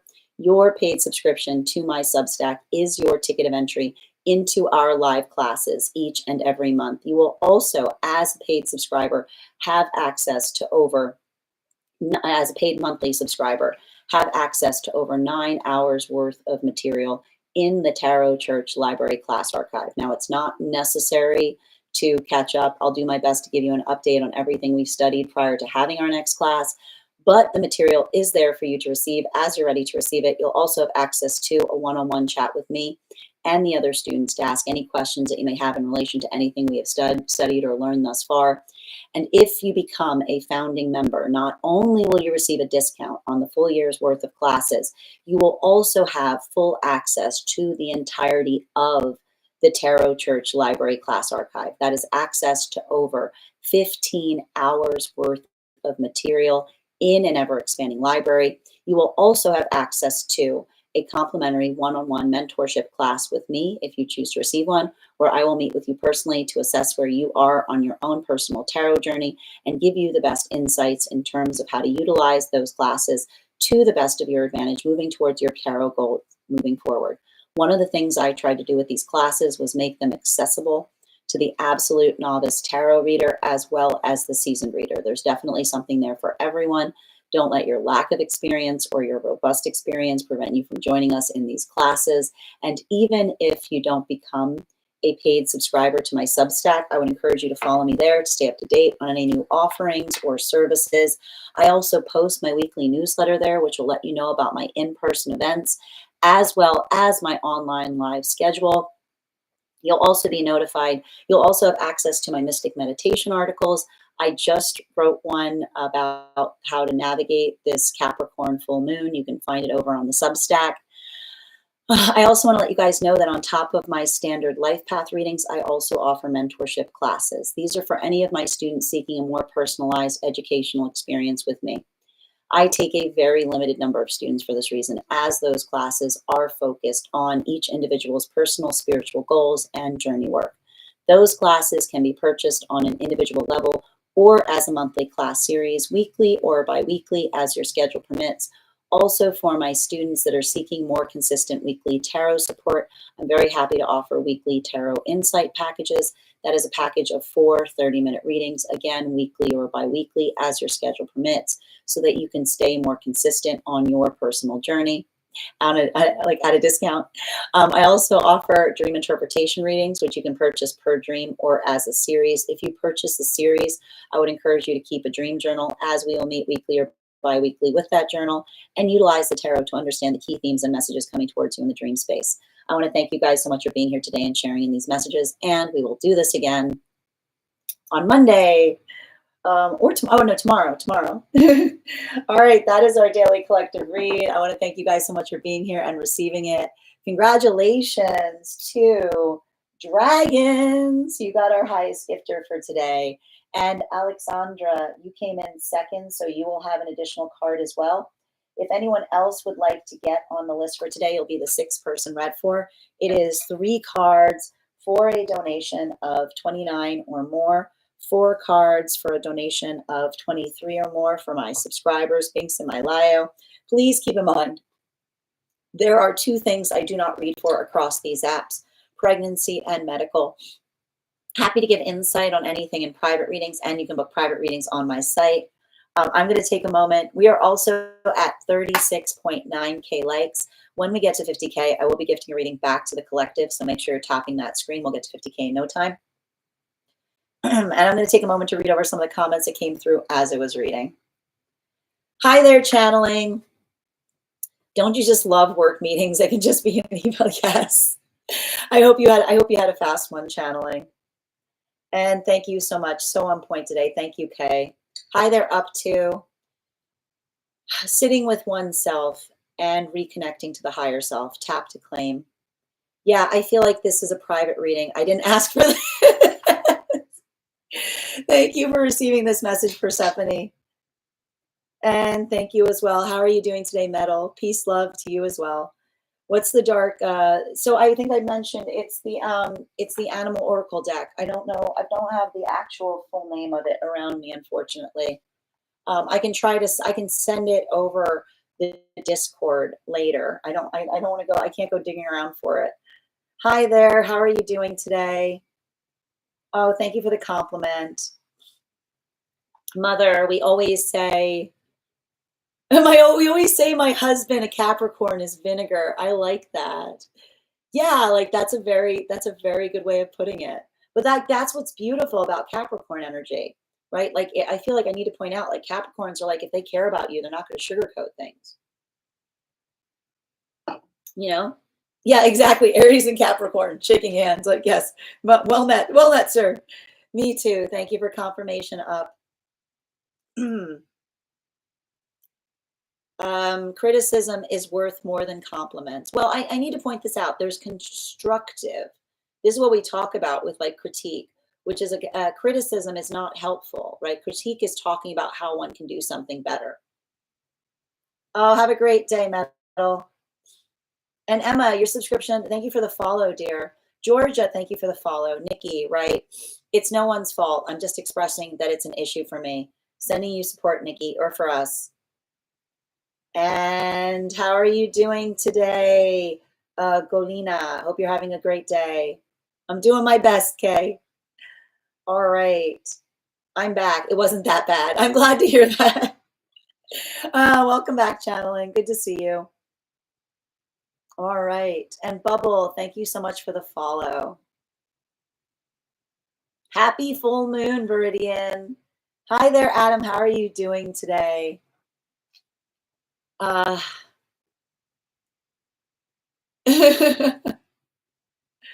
is that? I don't know who that is, Ryan. I love that because I hate flirting unless I'm dating you. I'm nothing but deep. Sending you support on that mini. And thank you as well, Daniela, for receiving these messages. Gratitude to you as well. All right. The entire daily collective today was a hard truth that was painful but needed to be heard. Sending you support on that, Kay. And Alexandra, thank you for those roses. Nikki, that's one easier said than done. Sometimes it brings out the worst, of course. And thank you as well. Divine Connection, tap to claim, Daniela. Thank you as well, Ruby, for those hearts. Thank you, Bridget, for receiving these messages. I love that. I love the way you see. Thank you, Oracle. And, oh, you need my shirt. Thank you. I appreciate that. And Laura, thank you for the follow. And thank you so much, Dragons, for those crowns. Manifest, so much depth in the reading. I do my best, Manifest. I was like, darn, that's just the intro? Sin doesn't slide into the DMs. Yeah. Where are we? Yes. Oh, that's beautiful. Excellent. And thank you, Inaro, for the follow. I know Mercury's in pre-Gatorade and the words are hard. I know. But that's also like, I think it's helpful that Mercury's in Leo. You know, we can do hard things. Dragons. Yep, I got it. Thank you, Kay. And guys, please thank Kay for all of their help today. Make sure you give Kay a follow. I got you. Melly, you are number 4 on the list today. If you're neurodivergent, going through a Saturn return, yeah, I think that the important thing is focus on lists is what I keep on seeing. Don't get like, I feel like it's like working through, hold on a minute, let me just see it again. I want to see the question. Not being hard on the self is what I keep on seeing. Because it's about, like, here's the thing with Saturn return, right? Like Saturn returns can often make one feel like one was squandering time in the past. And so I think that like that ability to understand that one's relationship to time is changing, it's like it is the journey. I feel like that is the journey of maturation. So it's like, it's not, I keep on hearing, it's not about like, I keep on seeing it's like honoring the past version of self, but also like recognizing and identifying the force of change as it relates to like where, like what one is being intentional towards, if that makes sense. You're welcome, Melly. I felt that. Thank you as well. I know, and it can be difficult. I feel like it's more difficult for those who are neurodivergent because, you know, I think it's like, I feel like it's almost like coming into a deeper understanding of the shape of time, if that makes sense. You know, like that, it's like, it's like, I feel like that is the important thing to kind of like navigate. It's like, you have to think of it as like, it's like a mind expansion. You know, it's like, if you're looking at time, like with more of like I keep on hearing like time is a dimension, right?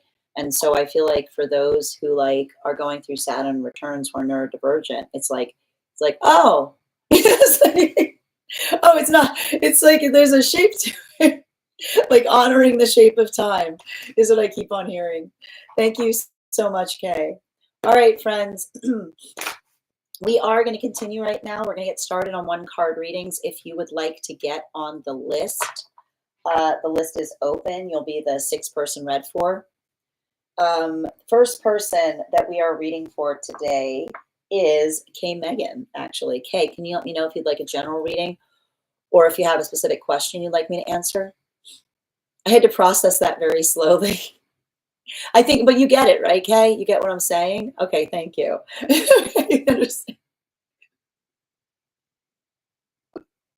All right. Yeah, me. You're like me. Yes, I get it. All right.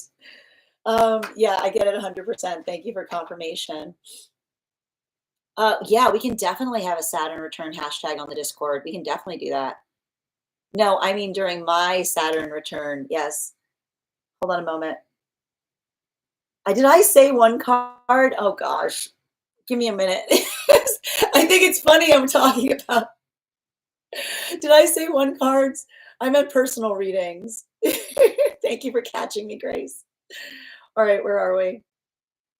But it's funny too because you notice like we're talking about time, and like it's a part of the case in point is what I keep on hearing. Okay, all right, where are we? Yeah, we're definitely going to do animal intuition first. And friends, we are at 38.7K likes. When we get to 50K, I will be gifting a reading back to the collective. So make sure you're tapping that screen. We'll get to 50K in no time. All right. And I will actually, I'm going to make a note to add that. Hold on. Let me just do that now, Alexandra. All right. It's in. There we go. Okay, perfect. You give us that. So I thank you, Grace. I hope you're doing well today. All right. We are going to get started right now. We're going to do an intuition check before we get started on Kay's reading as I wait for Kay's message to Kay, just let me know if we're doing a general or if you have a specific question you'd like to read for. We've got the animal spirit guide card here. I'm going to count back from 10. Go ahead and let me know in the comments what your what your impressions are. And when we get to 1, I will reveal the card. 10, 9, 8, 7, 6, 5, 4, 3, 2, 1. The South. Thank you guys so much. We will do that again after the next reading. Okay, I'm still waiting for the question. Oh, was that your question? Was a question you were having, or was that what you want the reading on? Okay, that's what I thought. Okay, thank you. I was like, wait. I'm like, did I misinterpret your question as the reading? Hold on a minute. Okay. Okay. No, I pinned it. I got you, dear. And guys, make sure that you please give my mod, Kay Megan, a follow. Absolutely amazing mod. What I'm going to do right now, Kay, is I'm going to do 2 cards on each of them. Okay? All right. All right, 2 cards on the first energy and 2 cards on the second. Thank you. All right.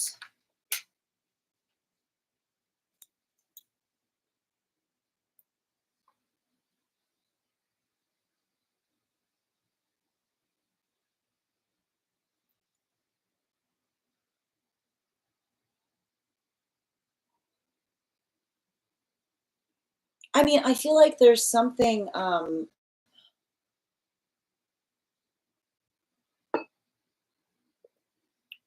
I feel like I'm identifying and recognizing something that feels very energetically important.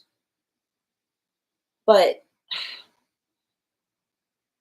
one of the things I'm seeing in relationality to that individual is like I see someone looking very, very heavily upon the past. But I'm also identifying, like I see someone looking at the past in order to let it inform them in terms of how they can do something better. Like I see someone like carrying a lot of regret right now. Like there's a heaviness here. that I'm seeing. Like there, and I keep on seeing like there's something like it almost feels like I feel like I'm seeing like something that feels very much like the shape of remorse. Like these two cards together. Like this is remorseful. You know, like I can like it's like I feel like I see someone trying to like convey like some kind of observation. Like I feel like it's somebody holding themselves to a better standard is what I keep on hearing. You know, I hear somebody saying like I disappointed myself, you know, but like that's the thing about it. Like I keep on hearing it's like but I feel like that's the thing about like I keep on hearing them say um like being like I keep on hearing like them being like I don't see like I see someone that is saying I don't want to disappoint myself or I want to like it's like the observation of what it is that they're trying to do in a better way, shape, form, or fashion. And so I just keep on seeing like there's a situation there that um and I feel like it's somebody trying to convey that to another person, you know? Now, the other individual you're talking about, wow, completely different. Like absolutely completely different. Um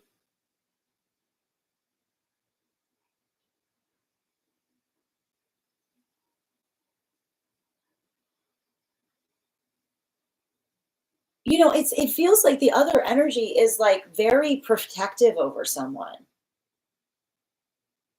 Like, this is what I'm seeing, like, it's giving me a little bit of, like, "How could you?" kind of energy, you know? Like, I feel like there's something about this second energy I'm identifying, which is, like, I keep on seeing, like, I keep on hearing somebody say, like, "We say what we mean what we say. We don't say things to get our way," is all I keep on hearing. And I feel like I see someone that, like, feels like it feels like very like I'm getting kinda like I'm getting your, like, bear energy. I'm getting someone being, like, really protective, which is, like, you know, some kind of space of someone saying, like I keep on hearing, like, the observation I keep on hearing we don't like like, I keep on hearing, like, somebody like, it almost feels like somebody chastising another person is what I'm getting.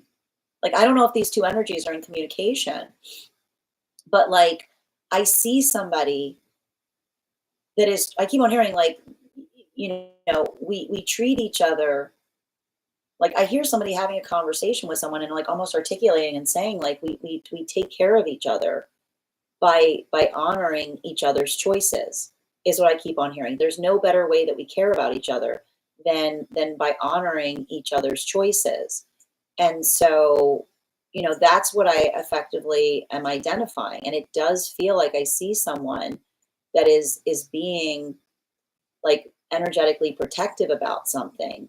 But I feel like that is I feel like it's almost like it almost feels like someone trying to help someone, like giving someone another person's perspective, like in the context of being able to work through like I keep on saying, like it almost feels like I see somebody saying, like, you know, like I keep on like it's almost like I see someone being like giving someone else another person's perspective to say you have to think about like how other people experience things, you know? Like and it almost like I can almost see like it almost feels like someone sharing another person's perspective to them. Um and like I see someone like being like, you know, like I get it. Like I can understand like that's not my intention, but like, yeah, I know it wasn't your intention, but like that's how they experienced it. You know what I mean? Like that is the I keep on hearing like, you know, like when we're being I keep on hearing like we're being intentional, like we are clear. And I keep on hearing like it feels like someone like trying to give someone a sense of how another person is experiencing something so that they can kind of do something in a better way. You know what I mean? Like it really does feel like I see somebody being like, you have to think about, I see them being like, you have to think about how other people experience things. Bottom of the deck. Yeah, especially with Queen of Wands, right? Like there's a lot of like, I gotta say, I know you brought up what sounds to me like two masculine energies, but it feels like a lot of the conversation, this is a lot of feminine energy. Like there's a lot of feminine energy here, is what I keep on seeing, you know? Like there's a lot of feminine energy here. And I feel like it may say like the topic of conversation is like, or is around the feminine, right? And it might even be about like, I almost feel like it's conversations on like the proper way to like the, I keep on hearing the proper way to be respective of like feminine energy. Like I almost feel like there's some kind of conversation here, because I keep on seeing, um, I kind of return back to what I said, is saying never do we honor someone more than when we protect their choices, right? Because I keep on hearing like that is how we love each other, because that's the love that doesn't say like I keep on hearing it's like not the love that says like I'll do it for you. It's the love that says I honor the space that you can be like that you can be like your greatest aspect of self. Like it's a lot, I keep on hearing, it's like I keep on hearing there's some kind of conversation around them about like honoring choices, which is to say like I keep on hearing honoring choices is where the love gets in, because like it's the space by which you're able to honor another's choice that you're able to love them even further, you know. And I feel like that is like, and that's what I meant about like to like I see some energy right now, you know, like that's what I mean. Like it does feel like there's a little bit of like stuff between them, because it does, like, I don't know what happened with this first person, but it feels like somebody who like potentially overstepped in some way, shape, form, or fashion. Thank you so much, Kay, for having that reading with me. And if this message connected to you as well, it's very common for those who need these messages to be here to experience them. We are doing personal readings right now. If you would like to get on the list is open. It is 3 cards for a donation of 29 or more, 4 cards for a donation of 23 or more for my subscribers. Links in my bio. Please keep in mind there are 2 things I do not read for across these apps: pregnancy and medical. Happy to give insight on anything in private readings, and you can book private readings on my site. The next part, I'm going to take a moment to read over some of the comments that came through as I was reading. All right. And Genuine, your subscription's ending soon if you'd like to renew. Wow. That's what I mean. Like there's protectiveness. Like it definitely feels like someone being protective towards feminine energy is what I keep on seeing. And that's what I keep on hearing about a conversation. It does feel like yeah, that's what I was seeing in terms of someone. It feels like somebody chastising another person. They live together. Thank you for confirming.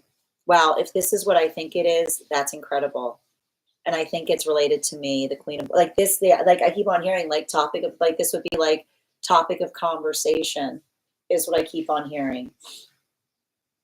Yeah, I think they're getting stuck in to them about what they did, and I never thought he would. Yeah, thank you.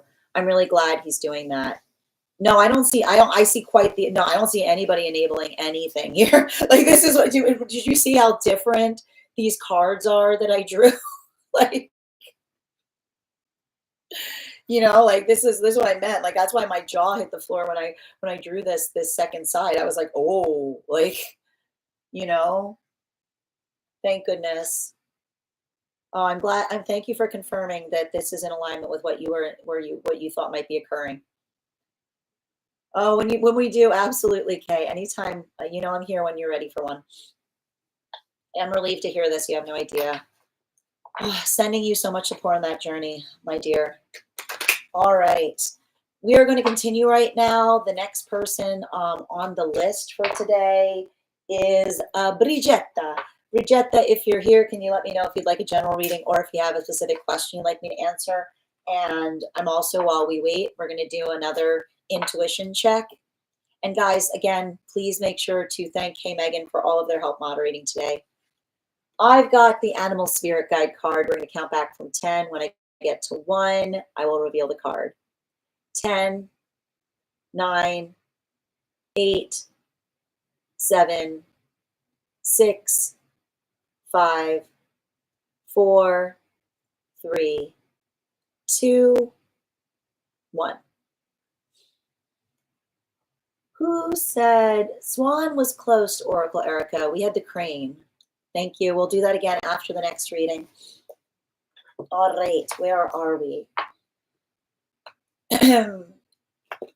Okay, so this is Inside Tea, correct? And just a reminder, if you want to get on the list right now, you will be the 5th person read for. 3 cards for a donation of 29 or more, 4 cards for a donation of 23 or more for my subscribers. Links in my bio. Please keep in mind there are 2 things I do not read for across these apps, pregnancy and medical. Happy to give insight on anything in private readings, and you can book private readings on my site. All right. I'm just channeling. I'm just seeing the conversation on the Discord. I was like, I'll be on, and I didn't tell anybody what time. A goldfish, you know, there's a goldfish. It's fine. Hold on a minute. All right, where are we?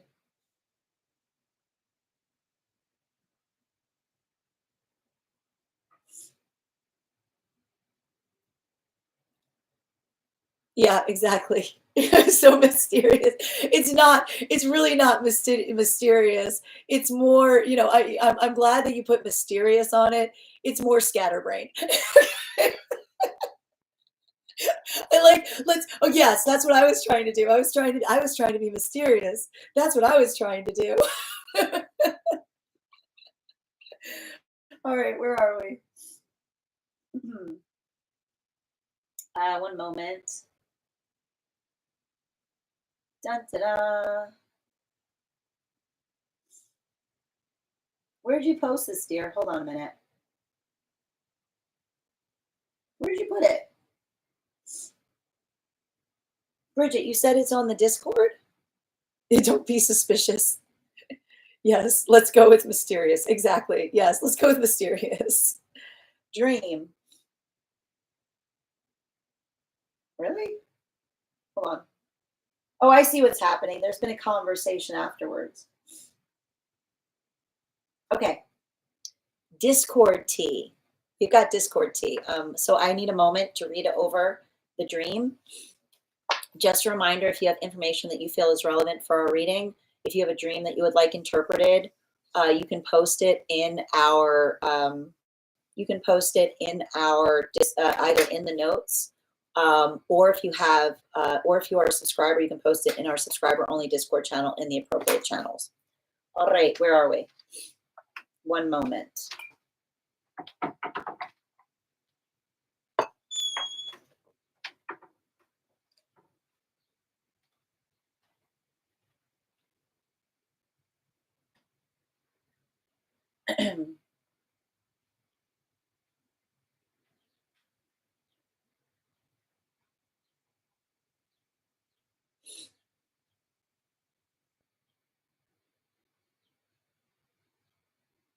Okay.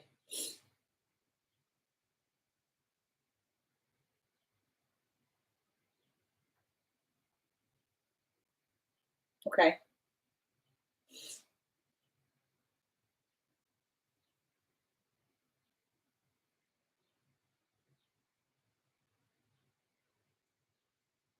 Okay.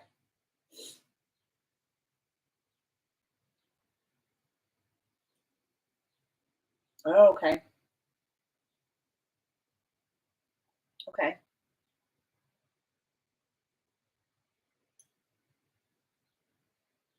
Okay.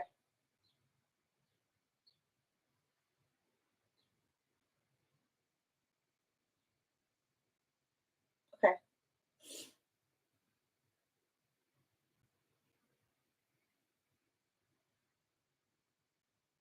Okay. I got you. Can I get 4 cards, please, for Bridget?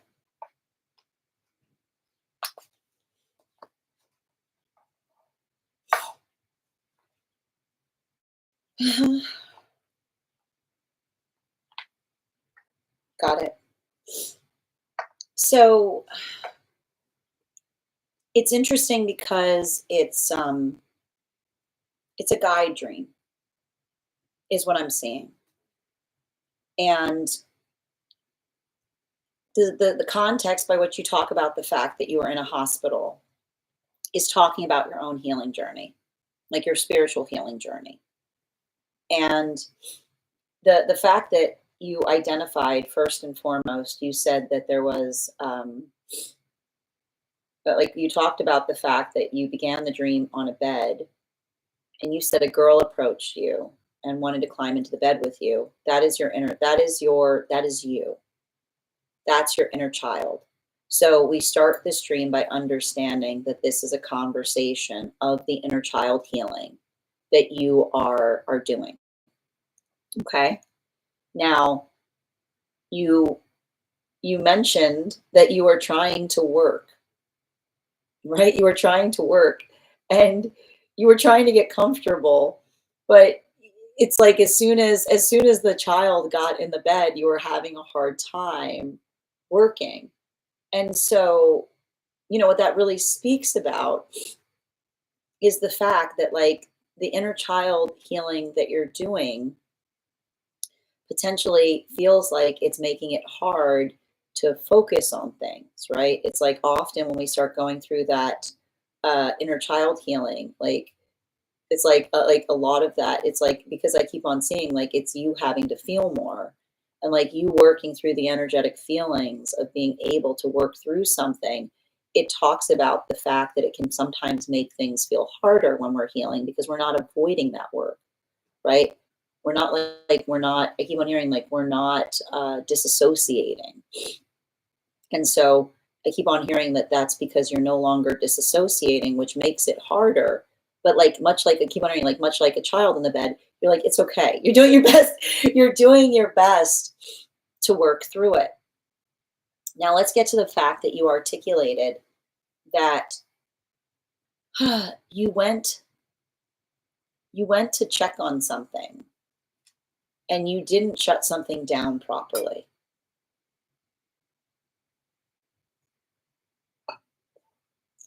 The context by which you're articulating the space of, I keep on hearing holding, and it's interesting too, because of the way that you articulated it, I just want to go back to it for a second.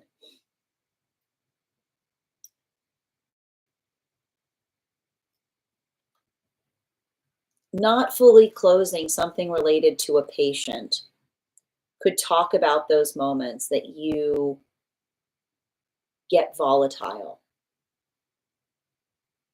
right? I should know better, right? And so it's interesting because I keep on hearing the fact that you said it was patient sensitive, but I actually keep on hearing patient sensitive in the space of you losing your patience, right? And so, like I said, as you're doing that work, right, potentially working in the terrestrial space, but like you're working in the terrestrial space, but there's a lot going on. There's like a lot of inner child healing going on, right? And that moment of having those, like, I want to get like those slips, if you will, like those moments where you let a situation get to you and like you might like come into that space of like being reactive, like that is like I almost am identifying that that is kind of like those moments that you say I didn't fully close the computer, because it's almost like the work, like the work that you're doing in the like the work that you're doing in the space of healing that sometimes potentially leads to like the outward production, like like projection. And I keep on seeing that like your own ability to kind of catch yourself doing that, right? You being like, oh, I shouldn't do that. I should have closed that fully, right? Like even in the context by which you're able to recognize and identify that shows like that is exactly what your healing journey is creating in you. It's not like it would, I feel like it has a lot to do with the space of your own anger, which is to say Like, it's not that you don't get angry about things, but you're catching yourself is what I keep on saying. You're like, "Oh, I shouldn't do that." Right? That's sensitive. I keep on hearing that's sensitive data. Is what I keep on hearing, like your anger. I keep on hearing your anger is sensitive data. And so you're like saying, like, I only like I should be more careful with it. Now, this brings us to you talk towards the fact that you said that you were called away because you had to go look at a scan. And what I think it's interesting about this is they're saying to me that the scan is like it's like an akashic scan. It's like a chakra scan, right? And so you talked about the fact that there were hot spots that were being identified in the scan.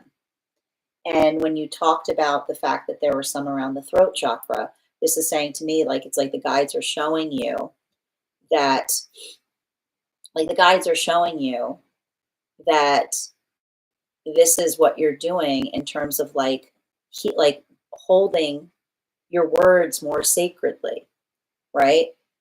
Like not everyone, like not feeling like you're not wanting to give everyone a piece of your mind all the time. But what happens when we start to hold our words more sacredly, right? We start to heal our throat chakra, which means like we don't feel like we need to like you want hearing we don't feel like we need to like project our anger outward. It's almost like the work that we do in terms of like the sacred breath of self, which says that we don't energetically squander it, right? So I feel like there's a lot of that space that I see that you're talking about, like as it relates to the identification point of healing from the throat chakra. But you also said that one was near your breast, which would also be your heart. That would be your heart chakra. So they're saying that like that is a lot of the work that you're doing right now in relationality to the fact that you're identifying and recognizing, like healing the heart space, right? Which is basically saying that when your words are sacred, you don't feel like you feel less of a need to give everyone a piece of your mind, right? Because it's not the space that you feel like you need to correct another, but it's the observation in terms of whether they hold you, whether they are in a space where they are able to appreciate what it is that you bring forth to them. So everything I keep on seeing there, and I think you even mentioned, and this is where like, and this is where I see that it's like falling into, you mentioned some of the medical issues. Um, I want to kind of point this out. And I feel like I feel like the like I keep on hearing it's a spiritual reading. Um, and I think that you talked about the space, and I think that that's also what I meant in relationality to. I think we talked a bit about the fact of you being like conscientious about not being in circumstances or situations that stress you out, right? Because often what happens when you're stressed out, you want to give someone a piece of your mind. So that's that, like I said, it's like it's the arrival point. Yeah, you got it. I see you saying that. It's the arrival point of understanding. I keep on hearing like the mind body connection between you doing the work of holding yourself sacredly, not feeling like you need to energetically protect yourself in situations, but rather just, I keep on hearing like just moving away from them, right? Like is what I keep on seeing, which is why I keep on hearing the fact that you said, like, it's the ability that you said, working towards the ability to monitor a situation, which is the ability to assess and recognize whether something has changed, right? So I keep on saying it's a difference between you feeling like you have to put that force and intention in changing things, but more just recognizing whether another person is working in the same way that you yourself are. Said that when you said she agreed with my frustration, this is your higher self, right? So you started the dream with the child in the bed. That was your inner child. And the conversation that you were having on the scan was your higher self. And so when they said she agreed, I love the fact that even in the way that you talked about it, right? You said that she was new to it. Like, I love the fact that you were giving all of this. And the reason we can tell that this is the higher self, can I point this out? You had inside information on the context by which someone was approaching it. You were like, she was new to it. Like you knew things like that you should not know about them. So it's the conversation that you're having with the higher self that says she agreed with your frustration. But it was sad that there was nothing that she could do, right? And the reason that we say that we feel that sense, but we're sad we can do this is often how the higher self feels as it relates to our past experiences, right? The circumstances that effectively shape us, that we basically we give our sympathy to our past self for, and saying you shouldn't have had to go through that, right? So a lot of that work that we're seeing here is the space, and I feel like that's the thing though, the higher self saying we're watching it is the observation of you allowing the context by which you're holding and navigating circumstances and situations more carefully. But that's what's beautiful about it, is like I keep on saying, you're healing your throat chakra, not by feeling like you need to put that force of intention into things, but it's the observation of things, right? Like that is the difference. The higher self doesn't try to, doesn't race to change circumstances. They observe whether something is in a space that is moving in accordance to you. So that's why I said, like, and again, when they talked about the heart chakra, right? I like the point that they said, like, they were like, it's not something to be concerned about. Is what I keep on saying, which is why I feel like it's like the energy saying it's already healing is what I get. Because I feel like that the space by which you say, I'm just going to watch situations, is the space that the heart's already healing. Because it's not, I keep on hearing, it's like, you're not investing your heart in impossible situations, is what I keep on hearing, right? Like you're not investing your heart in impossible situations. Like that is why they're like, we're not too worried about it, because they're like, if you fix this, it'll fix that. Is what I keep on seeing. I also remember reading the report, and I think you also brought this up. You said that none of the words were spelt correctly. Like you were trying to read it, but the words would not. But this is something that is very typical in the space of dreams, because often we can't read in the space of dreams. So I think it's important, because even in the context of you looking at something and being like, I can't read this, it's the observation that the higher self always knows things that we don't know. Is what I keep like, they always know things that we don't know, right? It's like that space of being it's like they can read that jargon, because I keep on seeing like you don't have their perception yet, right? So it's like it's a further confirmation that this was the higher self that you were talking to in the space of the dream, because I can almost hear the energy saying like, you can't, like they even, I want to point this out, even though they were new to what they were doing, they had all the insight, right? So it's like them saying that they're new to it is you putting that force of intention into your own healing, which is I'm saying I'm new to this. Like, like I'm new to this because you are moving towards it, and this is new to me. Like, hi, nice to meet you, right? It's almost like I feel like it's like the higher self introducing themselves to you, like in that way. Ooh, yeah, like, and again, I was about to pull a card, and you've got two bottom of the decks here, particularly with the Hierophant in its reversal, and the Four of Cups in its upright. I feel like there's something valuable and important there in relationality to, I keep on seeing, observing and recognizing like what you are working upon changing.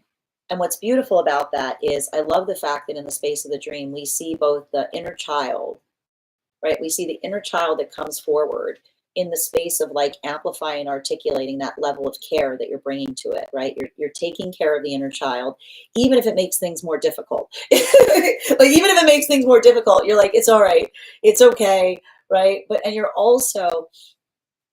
moving in accordance with the higher self, which is saying like, how am I doing? And them giving you that energetic assessment. And so that's why I keep on seeing that for a lot of that energy, the whole thing is articulating upon like the healing is the new approaches that you're taking to things, which is saying to me, it's like the mindfulness that you're bringing to situations and circumstances, right? It's not, I feel like there's something important about this in the space that like, you're not trying to force things. Like this is the conversation on energetic surrender. You're just working, like you're working through them, as it were. Thank you so much for having that reading with me, Bridget. And if this message connected to you as well, it's very common for those who need these messages to be here to experience. I think that, did I draw 5 cards or did I draw 4? I feel like I can't recall if I drew a 5th card or not. I'm feeling called to give you one more from the higher self. So yeah, 7 of Cups. You know who you are now. You know what I mean? I feel like that's the thing about it. Like, it says to me, like, that the reason you're having a lot of that dream is, like, I keep on seeing, and I think that it's important because I think that you mentioned, like, I think that you mentioned in the space of the dream that you said that there were 3 spots in the throat chakra, and there were 3 of you in the space of the dream, right? You had the inner child, right? You had the higher self, and then you had you resting between. So this is talking about the fact that, like, the dream, as it were, is like a comprehensive, like, the whole dream itself is an energetic scan, as it were, because it's showing you the shape of the 3 aspects of self: the inner child that needs to be healed, the higher self that you're striving for, and you facilitating the point of contact between them. Thank you so much for being here and receiving these messages, Bridget. And if this message connected to you as well, it's very common for those who need these messages to be here to experience them. We are doing personal readings right now. If you would like to get on the list is open. You will be the 4th person read for. 3 cards for a donation of $29 or more. 4 cards for a donation of $23 or more for my subscribers. Links in my bio. Please keep in mind there are 2 things I do not read for across these apps: pregnancy and medical. Happy to give insight on anything in private readings, and you can book private readings on my site. I think it's interesting too, because as I was shuffling the deck, I noticed that there was an older card in the deck, which is, again, it slipped in from the older deck. So again, and this card kept popping up in your reading, which is saying, like, the unconventional approaches that you're taking to things that are I keep on hearing, that are allowing, like, some kind of emotional or energetic breakthrough. All right. The next person on the list for today. All right. And thank you again. I'm going to take a moment to read over some of the comments that came through as I was reading. Also, friends, we are at 42.9K likes. When we get to 50K, I will be gifting a reading back to the collective. So make sure you're tapping the screen. We'll get to 50K in no time. All right, just a moment. Hi there. How are you doing, Spirit Junkie? Good to see you. Okay. I know it's no. I'm glad that you wrote it all out. It's a very beautiful dream. Yeah, like, hush, child. I have to do grown-up things, but that's what they're saying in relationality to you doing that inner child healing. You know. Yes, I was called back. Exactly. Wow, interesting. And the program that I left open was one I haven't used in 10 years, right? So this is, again, it's like potentially like that. I feel like it's that modality. Remember when I said, like, like, taking new approaches to old things is what I keep on seeing, is like something about that. But like the reassessment point is what I was recognizing. Yeah, during my Saturn return. Exactly. Wild. Hi there. I'm coming full circle with this. Yeah, I feel like that was like, I feel like the whole dream was a comprehensive assessment of self, like recognizing the different embodiments of self, identified through the inner child and the higher self. And thank you, Level Up, for the follow. Yes, I used to have to use my voice a lot as a child because I couldn't physically fight back. And that's what I mean in relationality to, I see, like, that's the space of, like, not using your voice as a weapon right now, but removing yourself from situations that require you to use your voice as a weapon. Kay, I forgot to ask, do you know when that interaction happened? It feels like it feels like it's happening right now. That felt very present. Yeah, it was current energy I was reading on Kay. Yeah, you're like, that is very much like that. Like, yeah, like, I keep on hearing, every time I was reading for it, I kept on hearing, how could you? I kept on hearing, how could you? You know, now my body goes into fight or flight mode when in confrontation. And yep, But that's what I keep on seeing. It's like your body is like doing the work for you. And that's why I keep on hearing like your ability to like energetically attune is like protecting yourself from having to reach that modality. Yeah, you choose to walk away now. Yeah. And Hardy, your subscription's ending soon if you'd like to renew. I just remember the girl told me she was 30. Oh, that, and again, I want to point out 3, heavy energy on 3s, which is saying to me they were showing you the 3 aspects of self, like where you embody yourself right now. Confirmation, highest like, because it's the higher self, the inner child, and the self. That was my age when I first went through my Saturn return too. Wow, that's amazing. And thank you for sharing that. Yep, so good. I'm glad I brought this dream. I'm glad you brought the dream too. Thank you. I do my best, dear. Taking the old and bringing it into the new. Exactly, new approaches. That Hierophant card did not want to stay in the deck during that reading. Thank you so much for that beautiful gift, Bridget. All right, we're going to continue right now. The next person on the list for today is Stella. Stella, if you're here, can you respond in all caps? Let me know if you would like a general reading or if you have a specific question you'd like me to answer. And if anyone else would like to get on the list for today, we've got 1, 2, 3. You will be the 4th person read for. It's a great time to get on the list right now. And just before we start, we're going to do another intuition check. Oh, and just a moment, please. Hold on a minute. I think I already did so, but guys, I'm going to pin Bridget here. Make sure that you give Bridget a follow. We want to make sure that we are supporting each other across the channels. I am going to, let's do that intuition check. All right, I've got the card here. We're going to count back from 10. When we get to 1, I will reveal the card. 10, 9, 8, 7, 6, 5, 4, 3, 2, 1. I think it's interesting, Kay, that you said a large water animal because it's a small water animal. It was the frog, but thank you guys so much for participating. We'll do that after the next read. All right, getting to Stella. One moment, please. Stella. I've got you, dear. And I'm going to pin Stella's question here. Make sure you guys give Stella a follow. We want to make sure that we're supporting each other across the channels. Relationality to the feelings of that past connection. Can I get, please, one moment? And thank you, Stella, for being a subscriber. You'll get 4 cards.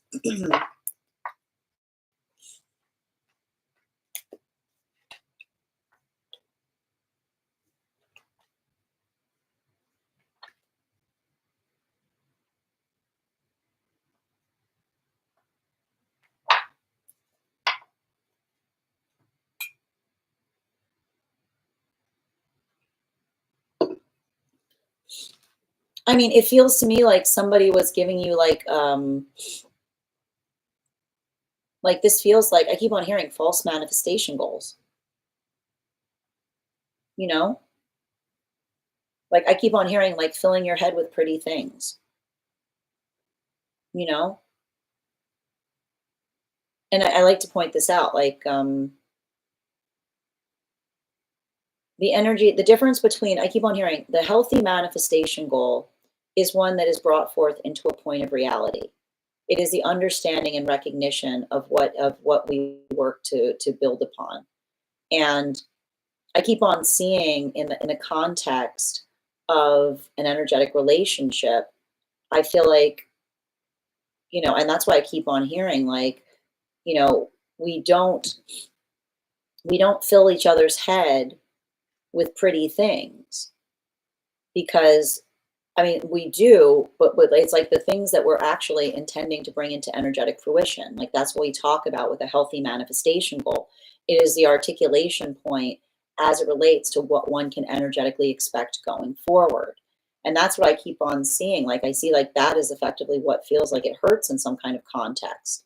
Because I keep on seeing like someone like going through like the space where like I keep on hearing like, and this is what we mean, like, what is the difference between a fantasy and a manifestation? It's the conversation by which we are able to recognize and identify like what it is that we're trying to bring into the tangible space. And so I keep on seeing that there's something about this that feels like it feels like someone that was trying to fill your head with some kind of dreams, like working in some kind of capacity, that they were like building some kind of fantasy upon the future, but not activating upon it.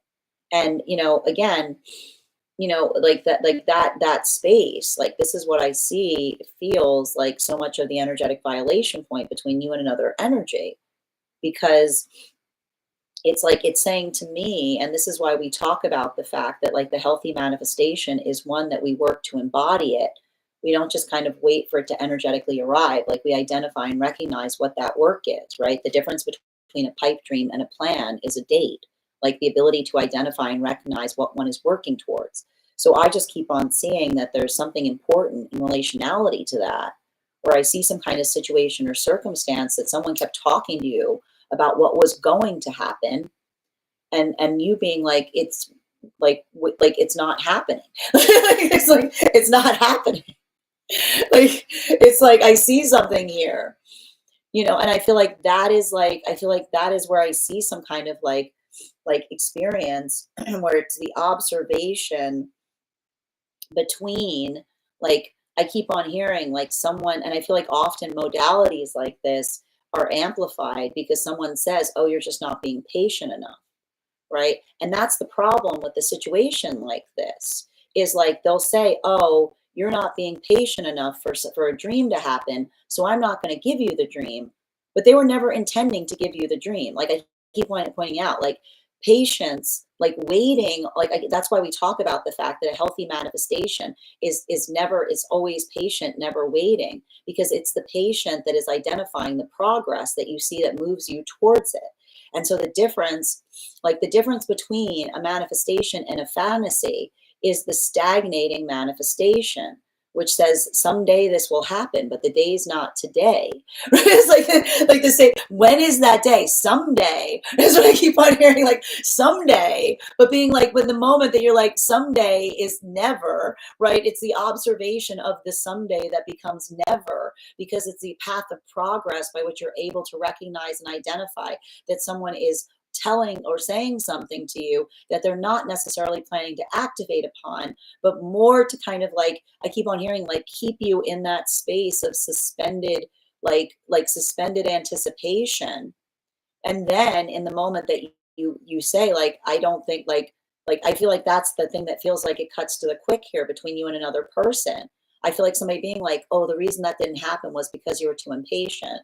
But understanding, if you didn't see any pathwork of progress, then it feels a lot like someone who was like, did not have the intention of moving towards something, but rather someone kind of trying to feed you into the illusion of what they said was going to occur while never embodying any of the steps to actually bring it into energetic fruition. Bottom of the deck on this reading, yeah, Knight of Cups in its reversal. It's feeling a lot like imaginary ice cream. It's feeling a lot like imaginary ice cream. What is the imaginary ice cream, right? Like, here we go. Oh, I was going to give you this, but because you're doing that, now you're not getting it, right? The thing that is created and then taken away just as quickly, that makes us feel that sense of like disappointing. But it's like we don't do that, because I keep on hearing the manifestation goals that we build with one another are not conditional. Like I keep on hearing, it's not conditional upon the space of being able to say something to another to punish them, with the illusion of saying to them, the reason this isn't happening is because you are not like behaving in the way that I would anticipate or desire you to behave. Like that is how trauma sets in, because that confusion or that feeling of making one feel less. I see a lot of situations where someone was like potentially doing a lot of that, like imaginary ice cream, which is to say, like, I was going to give you something they were never planning on giving you, but then they go, but because you did that, it's not going to happen. which is the space of like, I keep on, it's like the manifestation that you create in the moment to then punish another person for just as quickly. So I feel like there's a lot of that space of you having to heal from some kind of point of trauma in relationality to another person, like, utilizing, like making you feel like the reason that they weren't bringing you something was because you were perpetually failing them. And I keep on hearing, in a healthy relationship, we don't build in the context of failure. We don't build into the space of saying the reason things aren't happening is because of you. It's the observation of articulating mutually what we can be doing better. Thank you so much for having that reading with me, Stella. And if this, and in the force of care, I think you mentioned care there. Like, I see somebody, I keep on hearing define care, because it feels like it's almost the energetic the force of conditional care, which is to say, like, the care that we give to others should not be predicated upon, it should not be predicated in terms of like I keep on hearing, like, it's the healthy relationship that embraces each other's autonomy, but does not come into a space of another person that effectively tries to, like, I keep on hearing, like I feel like it has to talk about somebody who needs to do a lot of work on the self in the context of them recognizing and identifying that, like, emotions, like the emotions we create for each other, like, should, like, we should hold each other in them. We don't hold them away and say, you don't get my emotions unless, is what I keep on hearing. Like, there's no conditionality to emotions in healthy partnership. Thank you so much for having that reading with me, Stella. And if this message connected to you as well, it's very common for those that need these messages to be here to experience them. We are doing personal readings right now. If you would like to get on the list is open. It is 3 cards for a donation of $29 or more. 4 cards for a donation of $23 or more for my subscribers, links in my bio. Please keep in mind there are 2 things I do not read for across these apps: pregnancy and medical. Happy to give insight on anything in private readings, and you can book private readings on my site. The next person, I'm going to take a moment to read over some of the comments that came through as I was reading. Yes, dear him. If you want to get on the list right now, you will be the 3rd person read for. Okay. And one moment, please. Close, but not quite. Exactly, Kay. Yep, it was large in the frame. No, but that's what I meant. Like, that was the funny thing about it, Kay. Like, the way that the frog was in the frame, it does feel like it's large in it. So yeah, that's what I meant. Yeah, exactly. It looks large in the picture. Not sure if that, no, I think it does. Yeah, I was seeing lots of blue and it was quite green, but still not quite. And my friends, we are at 44.4K likes. When we get to 50K, I will be gifting a reading back to the collective. So make sure you're tapping that screen and we'll get to 50K in no time. Yeah, it was very confusing. Well, and I need to point out, healthy relationship is not confusing. The confusion is the closure. Yeah, the ice cream was never meant to be served. Exactly. Thomas, thank you for the follow. Movement, your subscription's ending soon if you'd like to renew. That's tough. I've had that in the past too. Thank you guys for supporting each other in the comments. You're so welcome, Stella. You're so welcome, Movement. And thank you for sharing the live, Movement. All right, friends, we're going to continue right now. The next person on the list for today is, I am looking for Melissa. Melissa, if you're here, can you respond in all caps? Let me know if you'd like a general reading or if you have a specific question you'd like me to answer. And if anyone else would like to get on the list for today, it's a great time to get on the list. You'll be the 3rd person read for. 3 cards for a donation of $29 or more. 4 cards for a donation of $23 or more for my subscribers, links in my bio. Please keep in mind there are 2 things I do not read for across these apps: pregnancy and medical. Happy to give insight on anything in private readings, and you can book private readings on my site. We do life path readings here, highest priority messages from spirit, past life, angelic guidance, pet readings, animal spirit guidance readings, mediumship, love readings, dream interpretations, and guided messages. All right, where are we? In Discord. Thank you for letting me know, dear. Okay. Where are we? Is it in general?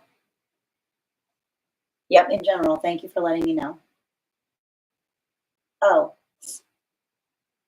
not general questions. there's a general question section for the readings. It's just in the general section. Thank you for confirming. Just a reminder, if you have information that you feel is relevant for the purposes of our reading, for instance, if you have a past life you would like more information on, or if you have a dream that you would like clarity on, you can post it in the notes when you send the donation, or you can post it in our subscriber only Discord channel in the appropriate channels.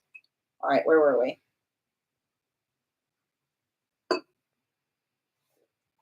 Okay. Ooh, okay, cool. That's amazing. All right, one moment, please. Melly, oh, you said this is outside tea, right? Perfect. It's okay, no worries. No, it's fine. I found it. I was confused though.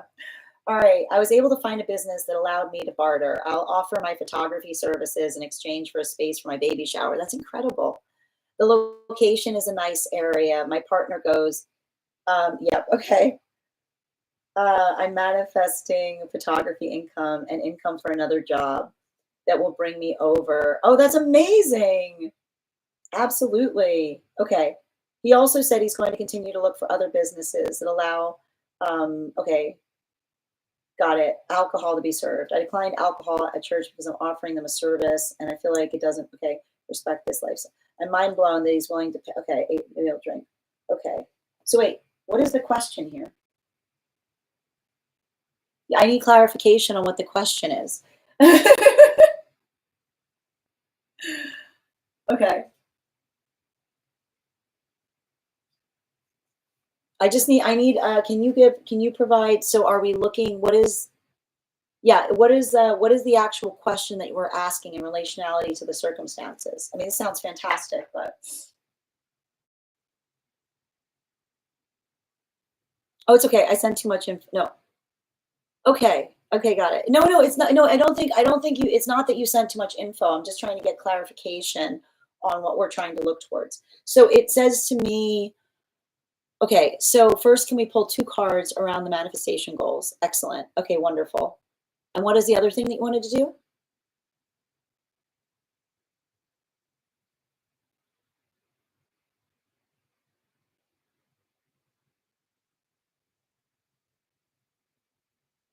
Okay, and the other 2 on the energy of the conversation. I got you, dear. Okay. Okay, can I get 2 cards, please? First, in relationality to the circumstance or situation. Thank you. Okay. And then 2 more cards, please, as it relates to, okay, as it relates to the conversation itself. Okay.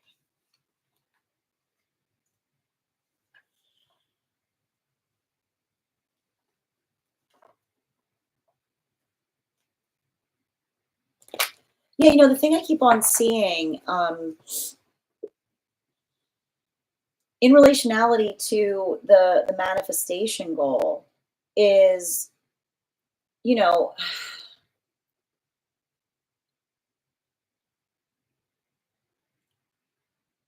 and I feel like it's interesting because it's saying to me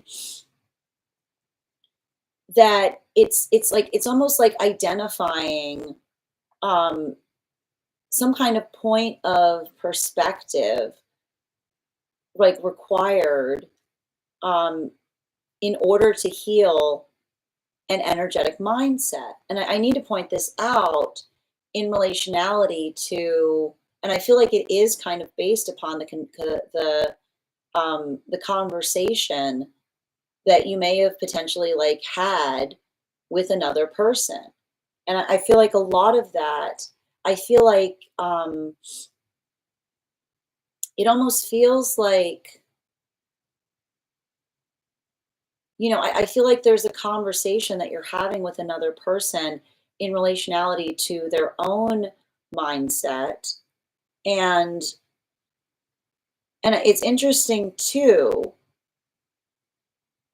because it's like I feel like it's like I keep on hearing like I feel like you and them are trying to heal like a wealth wound, which is to talk about the space of like working towards something in a way that it allows the ability of trying to do something in a way that allows one to heal it.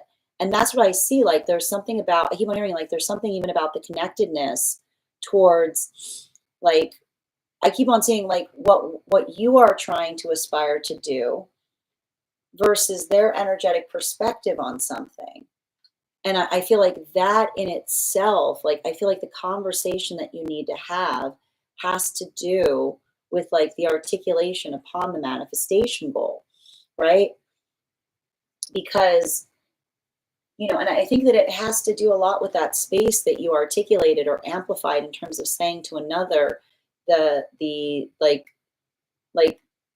the nice area that you described in the space of the dream. But it's almost like I keep on hearing it's like the nice like the I keep on hearing it's like the adaptability to looking at something. I keep on hearing like the adaptability of looking at something, and I keep on hearing like having empathy to different situations is what I keep on seeing. Because the one thing I want to point this out, and we see this a lot. Like one of the things that we have to be very conscientious about, right?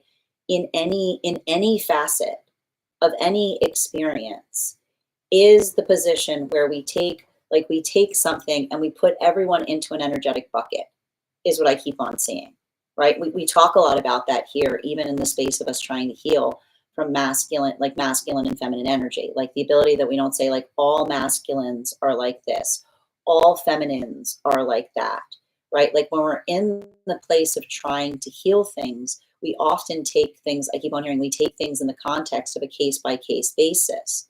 And so I keep on seeing that like one of the things that I see that you're almost like healing as it relates to this energetic connection is that determination point of not I keep on hearing like not putting things into buckets, which is to say like it's the moment like we often have to be corrective when we utilize the term all, right? Like the minute we say all of this, like this is something that is characteristic to like a whole group or a whole situation, right? Like in that moment we don't allow the context by which we're able to energetically heal something.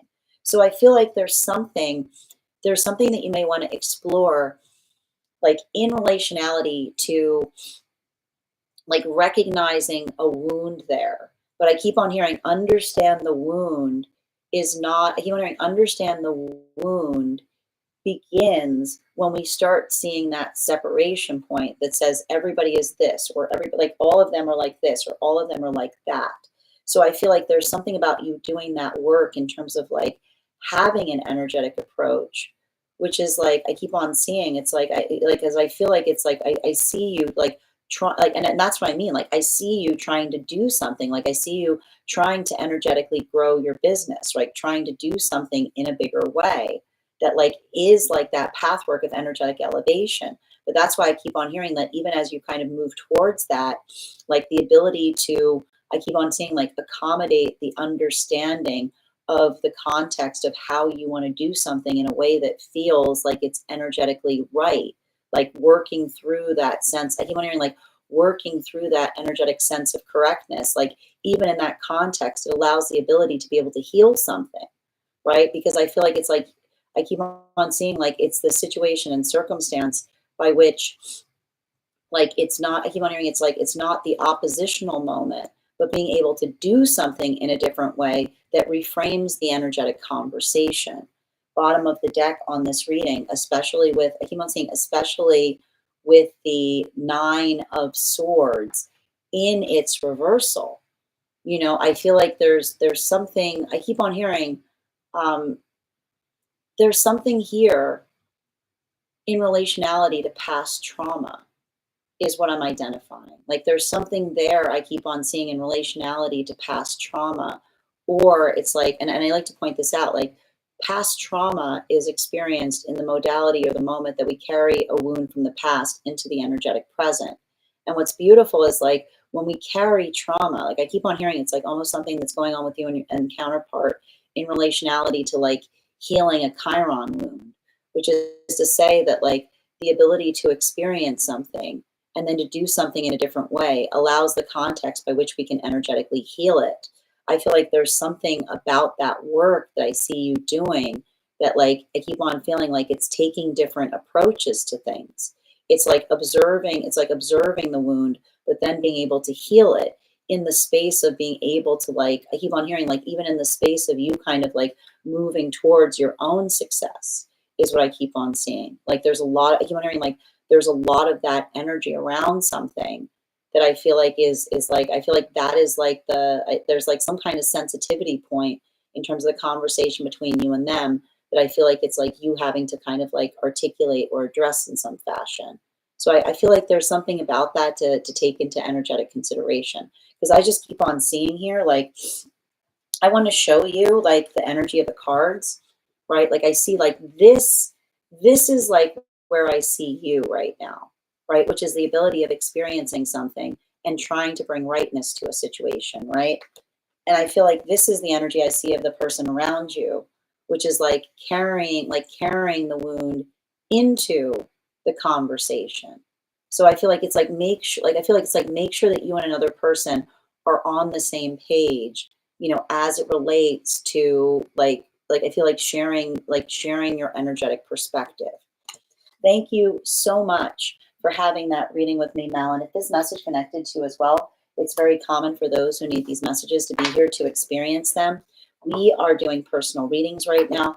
If you would like to get on the list is open. It is 3 cards for a donation of $29 or more, 4 cards for a donation of $23 or more for my subscribers, links in my bio. Please keep in mind there are 2 things I do not read for across these apps. Those are pregnancy and medical. Happy to give insight on anything in private readings, and you can book private readings on my site.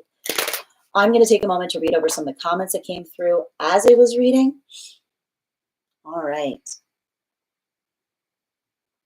And I want to point this out too, Mally, like, and I feel like that's what I mean in relationality to like the manifestation goal that allows you to see more. Like, I feel like that is effectively like something that's happening right now. I feel like it's like almost like, I feel like there's something happening that it's like the observation of your own perception that is changing in a way. So I feel like it's like, make sure, like I keep wondering, make sure you're having those conversations. All right. And just bear with me a moment. Thank you for sharing the live movement. Excellent. No, you don't have to apologize at all, Zier. Excellent. You're welcome. And Pops, your subscription's ending soon if you'd like to renew. All right, friends. Continuing right now, the next person on the list for today is Dragons. Dragons, if you're here, can you respond in all caps? Let me know if you'd like a general reading or if you have a specific question you'd like me to answer. And if anyone else would care to get on the list for today, it's a great time to get on the list. You'll be the next person read for. 3 cards for a donation of $29 or more. 4 cards for a donation of $23 or more for my subscribers, links in my bio. Please keep in mind there are 2 things I do not read for across these apps. Those are pregnancy and medical. Happy to give insight on anything in private readings, and you can book private readings on my site. Before we continue right now, we are going to do another intuition check. I've got the card here. We're going to count back from 10. When I get to 1, I will reveal the card. 10, 9, 8, 7, 6, 5, 4, 3, 2, 1. We have the Wren. Thank you guys so much for participating. We'll do that after the next reading. And the next person we're reading for is Dragons. We are also at 45.7K likes, friends. When we get to 50K, I will be gifting a reading back to the collective. So make sure you're tapping that screen and we will get to 50K in no time. Also, if you want to get on the list right now, it's a great time to get on the list. You'll be the second person read for. All right. And thank you, Hardy, for those gifts. And Pops, your subscription, good to see you, dear. Your subscription's ending soon if you'd like to renew. All right, Dragon. Oh, and again, guys, make sure that you give Melly a follow. We want to make sure that we're supporting each other across the apps. I'm also going to pin Dragons here. Guys, make sure to give Dragons a follow.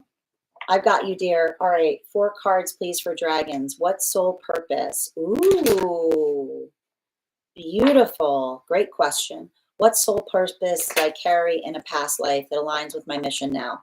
Got you. 4 cards, please. Highest priority messages. Thank you. And 2 more, please.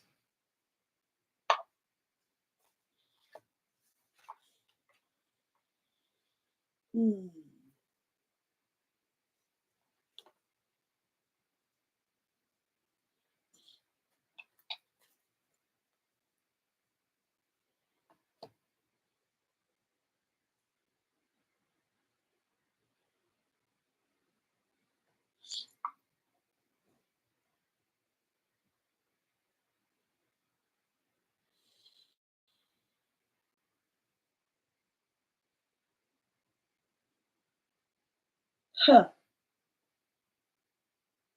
So I feel like there's something, I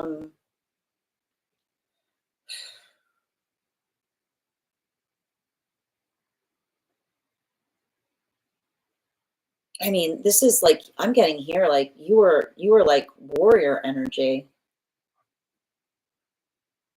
you know? I'm sure you feel this. Like this is giving me like, I'm just seeing a situation here of someone just being like, I keep on hearing somebody say, I don't know how to articulate to you that we protect the things we care about, is what I keep on hearing. Like this is giving me like frontline energy, is what I'm seeing. Like I see some kind of situation, like I feel like there's like that's what I keep on seeing. Like I see a situation that like I want to just be very clear to you on what I'm seeing in terms of past life. I see a past life situation where you exited that life saving others, is what I'm seeing. Like I am seeing a situation that you were energetically protecting others in the context of move, like, and like that's what like that like there's something like really significant about that, is what I'm seeing. Like this is saying, I keep on hearing like I'm getting shield, I'm getting like shield energy, which is the space of like I see you like working in that context. And I would not, I feel like a lot of that, I feel like what I'm sensing here is I feel like it's probably um in terms of like the work you do now, like I see like it has an impact. So I would not be surprised if you have a very big sensitivity point as it relates to what you identify or define as cowardice, is what I keep on hearing, right? Like I keep on hearing a situation that's like it's like I feel like they're like I've got here, like I've got like a big coward, like I see it. It's like it's a wound, like in relationality to others, like I keep on hearing making choices that feel like they only serve the self, is what I keep on seeing. If you've got one of those moments, like that's what I like that, like I keep on like I see something here where I would not be surprised if you are moving really aggressively in spaces of like social justice, is what I keep on seeing, because it's a lot of that energy that says like the choices we make should not be ones that amplify, like the choices we make should not be focused on our personal safety, is what I keep on hearing. It's like I keep on seeing you, like I almost see like I see like you getting like enraged in situations where someone's like, I just don't feel safe, and someone being like, well, you're like, you not feeling safe is hurting other people, is what I keep like. I literally see you saying to someone, you not feeling safe should not result in you hurting other people, is what I just keep on hearing you say. Like over, like that's what I keep on hearing over and over and over again. Like, I'm glad you feel cozy. Your cozy, your decisions to be energetically cozy are impact. I can just hear you saying are impacting a lot of people, and I feel like that's you saying to someone, the choices we make should be brave decisions, is what I keep on hearing. They should be brave decisions. They should be the amplification point in recognizing and identifying the context of bravery, which is the identification point of articulating the force of intention that we put towards doing something, not because I keep wondering, not because others are like, yes, yes. It's like the energy that says like absolutely not. You know, it's about, like I keep on hearing you say, like, it's not about the decision that feels like that makes one feel safe. It's about protecting the things that you energetically care about. So I feel um like I keep on seeing that there's something about that that feels like an energetic like continuation of the work of the past life, which is like, I can, if you're feeling really triggered right now, I can see like you're feeling really triggered right now. Like, if you're feeling really triggered right now, like this is why, because I feel like it's the amp. Like I keep on hearing, you were from a brave generation, is what I keep on getting. Like I keep on hearing that you were from a brave generation, which says we make decisions not about what's easy, but but because, like I keep on hearing, it's like what we put our power of intention towards. So I keep on seeing like this is probably creating a lot of space in terms of you trying to explain to someone what it means to make a brave decision. Bottom of the deck. Yeah, man, you were like, dude, like I'm telling you, when I say, you know what I mean? Like this is like you were just straight up warrior energy. You know what I mean? Like this is saying to me, like this is like I keep on hearing, they're like, you know, when I hear like the past energy, like I'm getting like no regrets, because it's like the energy I keep on seeing. I keep on hearing your past life say, I passed for something far greater, is all I keep on hearing. You know what I mean? Like I keep on hearing someone say, like there's something about your guides, like that is articulating upon, um, like I keep on saying, like your own power of intention as it relates to. I keep on hearing decorated. That's the thing about it. I keep on hearing words like decorated, which is to say, like the reason we are decorated is the space of doing something that others commend us for. And so I keep on hearing like your guides are saying that the past life was one where you're highly decorated, because they're saying that it was the ability of you to be able to amplify and articulate to others what that means. And I feel like I see you kind of continuing forward in that way right now. Particularly, I keep on hearing with the power of your words. I keep on hearing you're not. It's funny because I feel like I keep on hearing the past life. It's not. It's like I keep on hearing like the drawing of the. I keep on hearing the drawing of the words in the space of you saying to another person, you know, like our words have power, like the ability to articulate to it, the ability to speak upon the things that we care about. So I feel like that. Like I keep on hearing, it's a continuation of that journey. Thank you so much for having that reading with me, dragons. And if this message connected to you as well, it's very common for those who need these messages to be here to experience them. We are doing personal readings right now. If you would like to get on the list is open. You'll be the next person read for. I'm going to take a moment to read over some of the comments that came through as it was reading. All right. And Pops, thank you for sharing the live. Always appreciate when you guys share the live. Hope you're doing well today. Hi there, dear. Hold on a minute. It's okay. It's not showing you're subscribed. Yeah, the subscription ended, dear. I couldn't get it renewed. It's okay.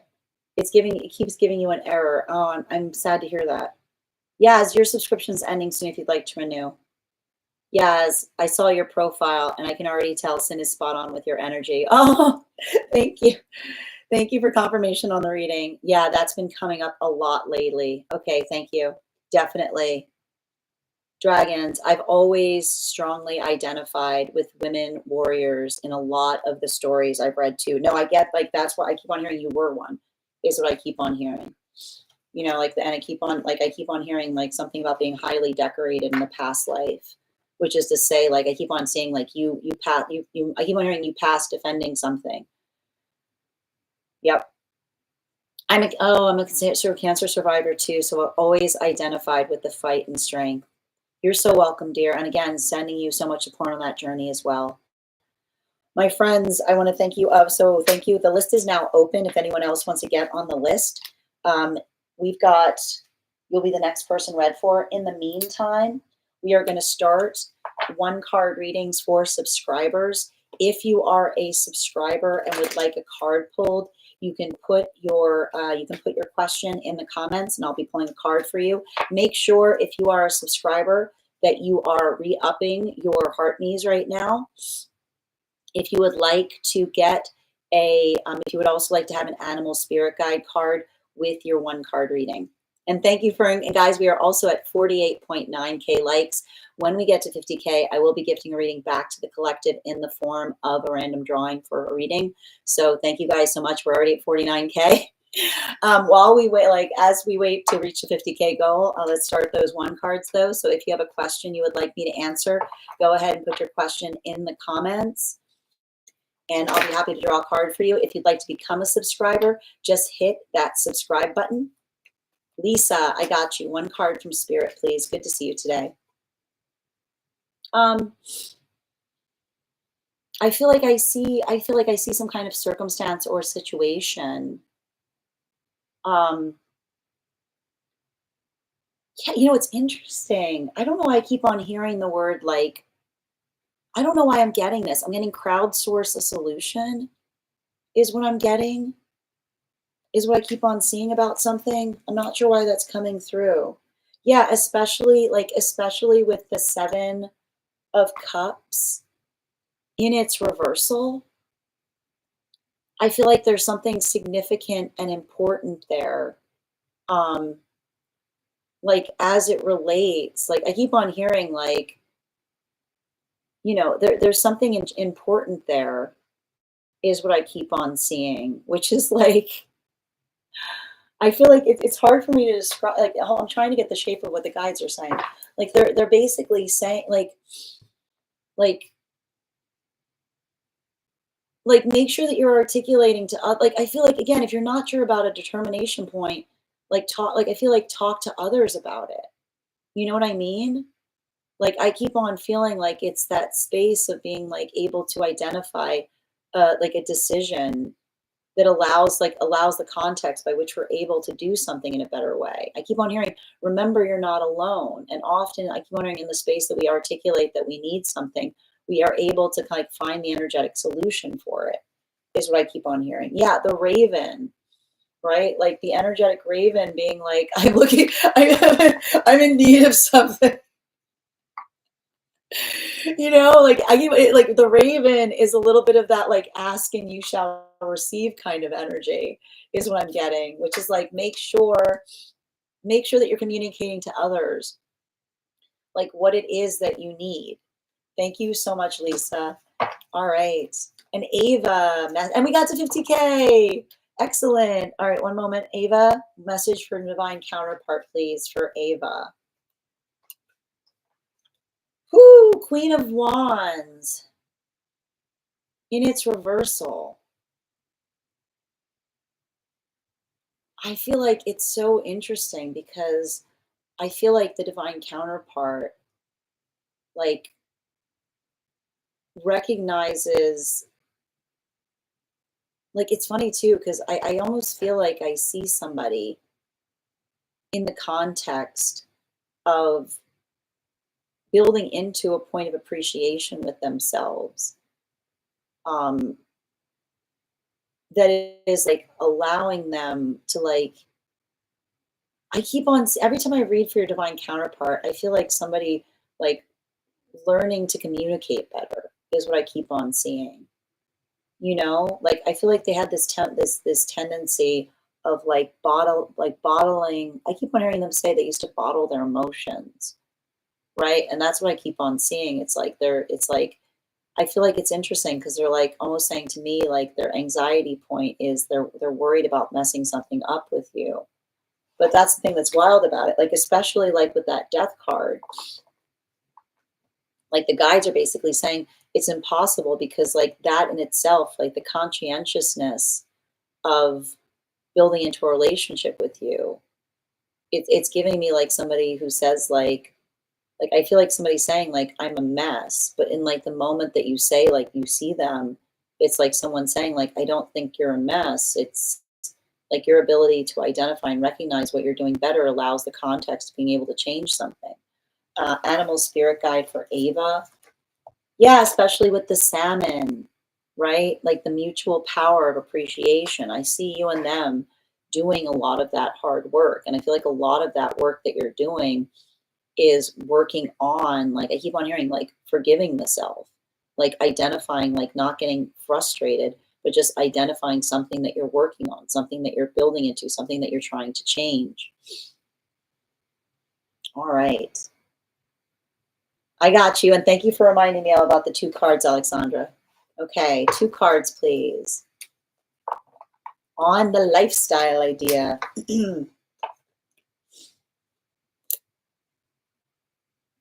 Yeah, I feel like this is like, there's something about this, you know? Um, I feel like there's something, like, I definitely feel like there's something there in relationality to you, like, like taking, taking some kind of like peaceful approach to a solution is what I keep on seeing, you know? Like, I feel like, I feel like there's something I keep on hearing, like, the one thing I'm getting is like, remember, the determination point of a good idea is not feeling like you need to rush towards it, is what I keep on seeing. Like I keep on hearing, familiarize yourself with the idea to see if you still feel the same way that you do. Bottom of the deck. Yeah, especially with the death card, right? The healthy idea is not one that makes us feel like we have to like rush the energetic process towards it, right? It's not the immediate, like the healthy manifestation is one, not one that doesn't feel like it's immediate, but something that one can like think about or set within the context of time. Alexandra, 1 card, animal spirit, please. Yeah, especially like again, especially with the raven. Um, like I keep on hearing, like I feel like this is you, like trusting yourself. You know what I mean? Like trusting your own process or trusting your own intuition upon something, you know? All right, Fig, 1 second. Highest party for Fig, please. All right. Yeah, Knight of Cups. I feel like there's something I keep on seeing in relationality to, like, everything I keep on hearing is like the greatest gift that we can give each other is emotionally preparing each other for things, which is like the observation and understanding of what it is that we're working on trying to do better.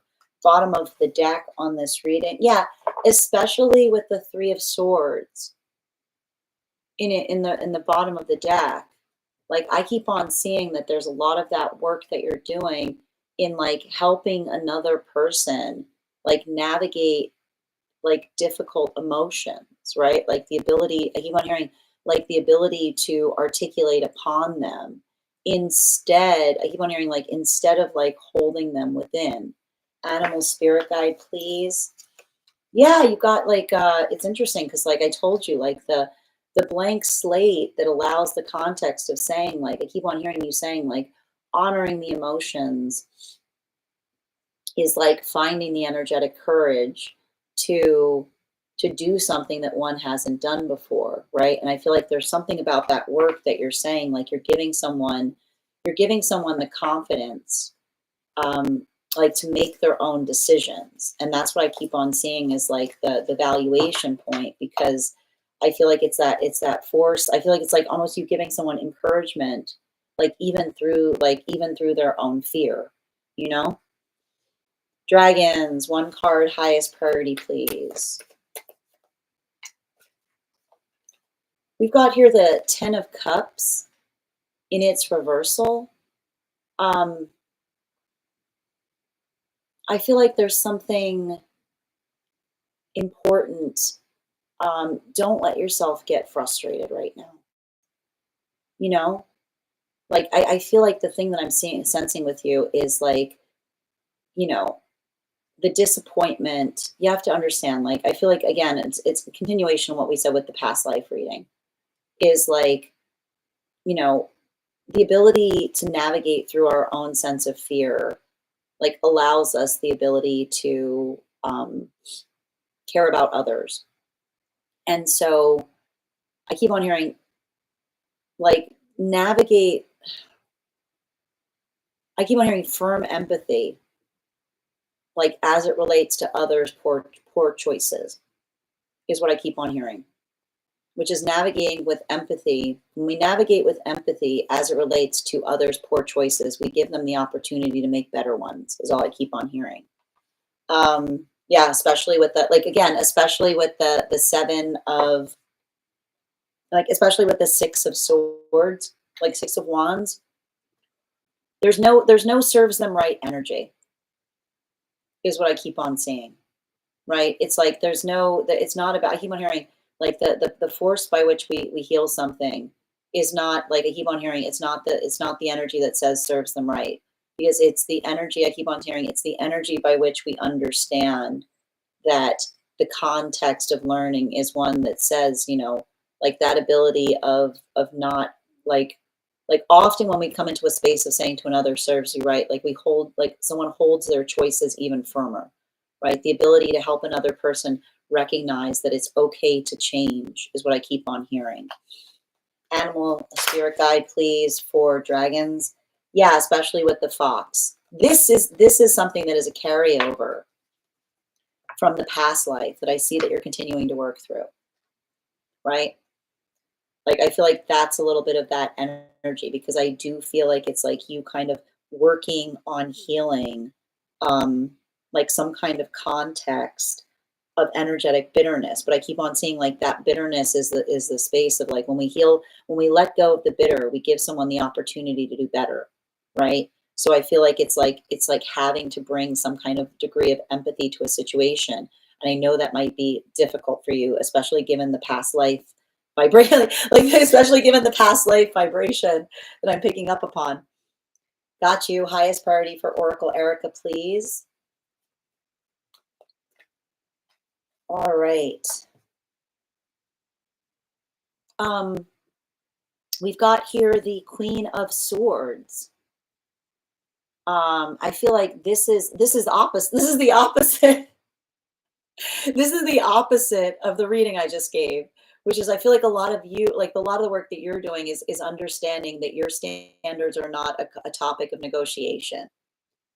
That it's not. I keep on hearing it's not courteous to, like, courtesy is not about being nice. It's not an, it's about honoring each other's choices. So I keep on hearing you don't have to be nice to someone that's not honoring your choices, is all I keep on hearing. It's not, I keep on hearing it's not courteous to energetically insist. Yeah, especially with Seven of Pentacles, right? Like it's giving me a lot of that space in relationality to, like it's like I don't know why. It's like I feel like somebody's got some kind of, like, have you changed your mind energy? And that's what I mean about the space of being like, we honor, we honor our choices in the space that we don't create the context of another person. Like, I keep on hearing, like, coming back towards you in some way that they anticipate that you're going to change your mind about something. I keep on hearing too. It's like, it almost feels like somebody who, like, locked themselves out of your life, right? That's why we say what we mean. We do what we say. We don't say things to change, to get our way. Animal spirit guide, please. Yeah, the horse, right? Like, I keep on seeing some kind of, like, that's what I mean in relationality to, Like, I feel like you're healing from some kind of, like, somebody, like I keep on hearing, like, like care is unconditional.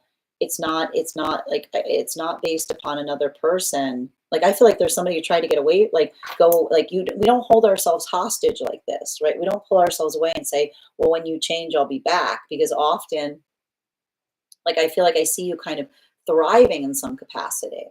And that's what I mean about, like, I keep on hearing your guide say it's not polite to insist, which is to say that, like, the space by which another person comes towards you is not one of another waiting for you to change your mind on something. You're so welcome, Ava. BC, highest priority, please. We've got here the Seven of Cups in its reversal. So just, I keep on hearing, like, just be very, I keep on seeing, like, be very, like, make sure that you're able to articulate to another person, um, like, the choices that you're making, right? Because the ability to be able to articulate upon our choices helps us, like, acknowledge and make sure, I keep wondering, you and another, like, everything about you and another person being able to be on the same page is for you to be able to help them see why, like, why you're making the choices that you're making, is all I keep on hearing. Bottom of the deck. Yeah, especially in relationality to the Six of Swords. And that's what I see even now, like, and that's what I mean. Like, I don't want you holding too much. Don't hold on to the past too tightly.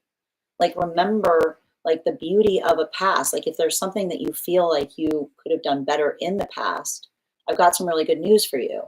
Like, you're in the present. Like, you're in the present.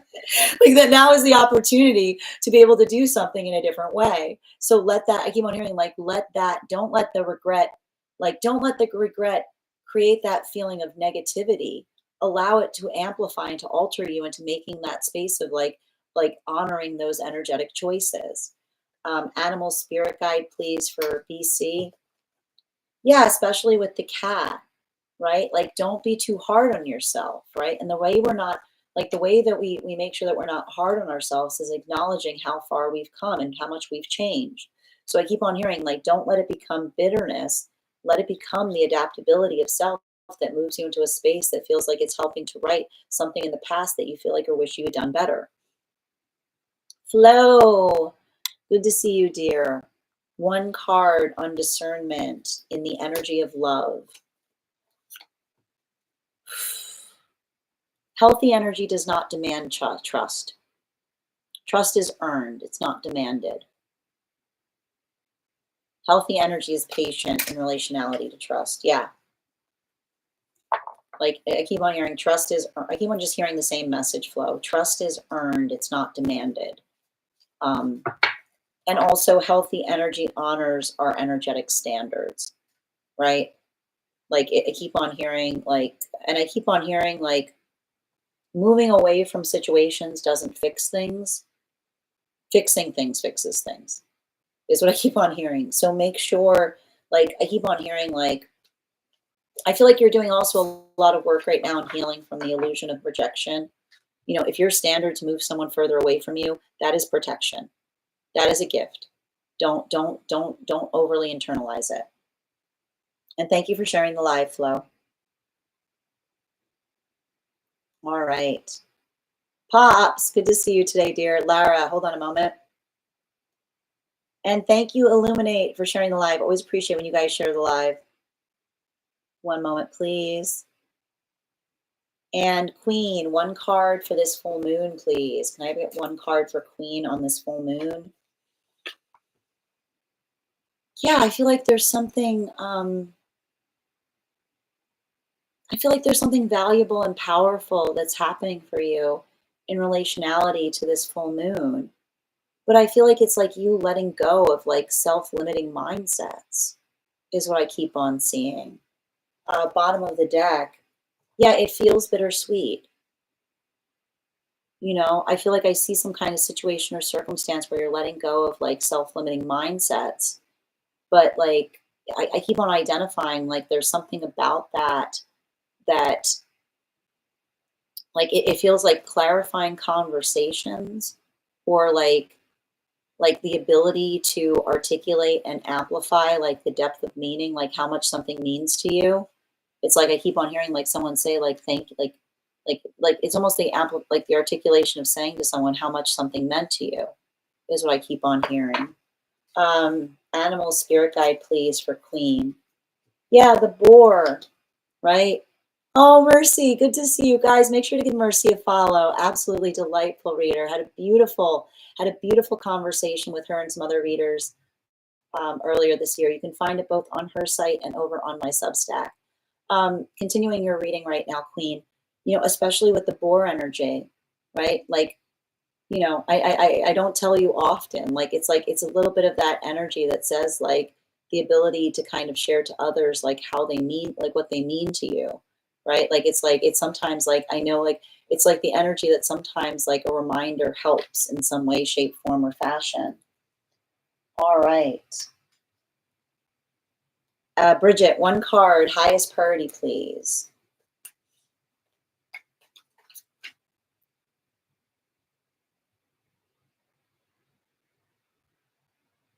Why do I feel like someone's trying to drag you into their mess? I keep on hearing, I love you, but clean up your own mess. Like love is not the force that we clean up each other's mess. Love is the force that we give someone a mop and a bucket. We say, I love you. Here's a mop, here's a bucket. This is where you go. Like this is what you do. I'm not going to do it for you. Bottom of the deck. Yeah. Like it feels a little bit like you having to like affirm and articulate upon your own limitation in working, helping someone with like with a situation. You're like, I am now going to love you in a way that I'm going to show you that you can do. I'm going to show you you can do this. I want you to find the confidence in learning that you can clean up your own messes. It's like I get some kind of energy around that or something. Animal spirit guide. Yeah, the hind, right? But that's what I mean. Like, you know, I feel like especially like those modalities, like this is why, like, I feel like those moments, like when we love each other and someone says, help me, it's like, you can do this. Like, I love, like, you've got this. Like, it's the encouragement that we give for another person to understand their own capability is what I keep on seeing. So I remember, like, it's like like the firm encouragement that draws the limit in terms of like saying like I will give you everything you need beyond doing it for you is what I keep on hearing.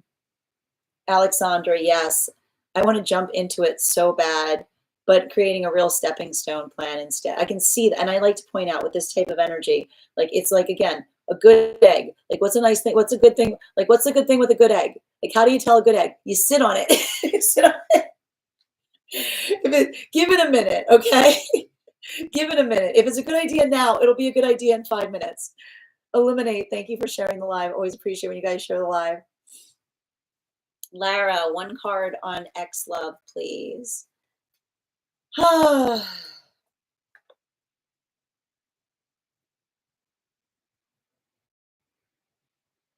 You're a different person now. You know? Like this is really bittersweet. It hurts. Sometimes we move away from things and they hurt more. Um, bottom of the deck. Yeah. You know? Um, I keep on hearing have empathy in relationality to how one views the past, which is not, I keep on hearing like honor your own space of intention in relationality to, I keep on hearing like not, like I keep on hearing the past that we heal from is the past that we're not getting bitter about, right? It's the space by which we're able to amplify and find meaning. And that meaning, like that force of what we experience, that we allow it to change us is what I keep on hearing. Like better, not bitter is what I keep on getting. Bottom of the animal spirit guide for Lara, please. Yeah, especially with the bee. You know, I feel like there's something important about that. Like, I feel like it's almost like some kind of energy. you know, like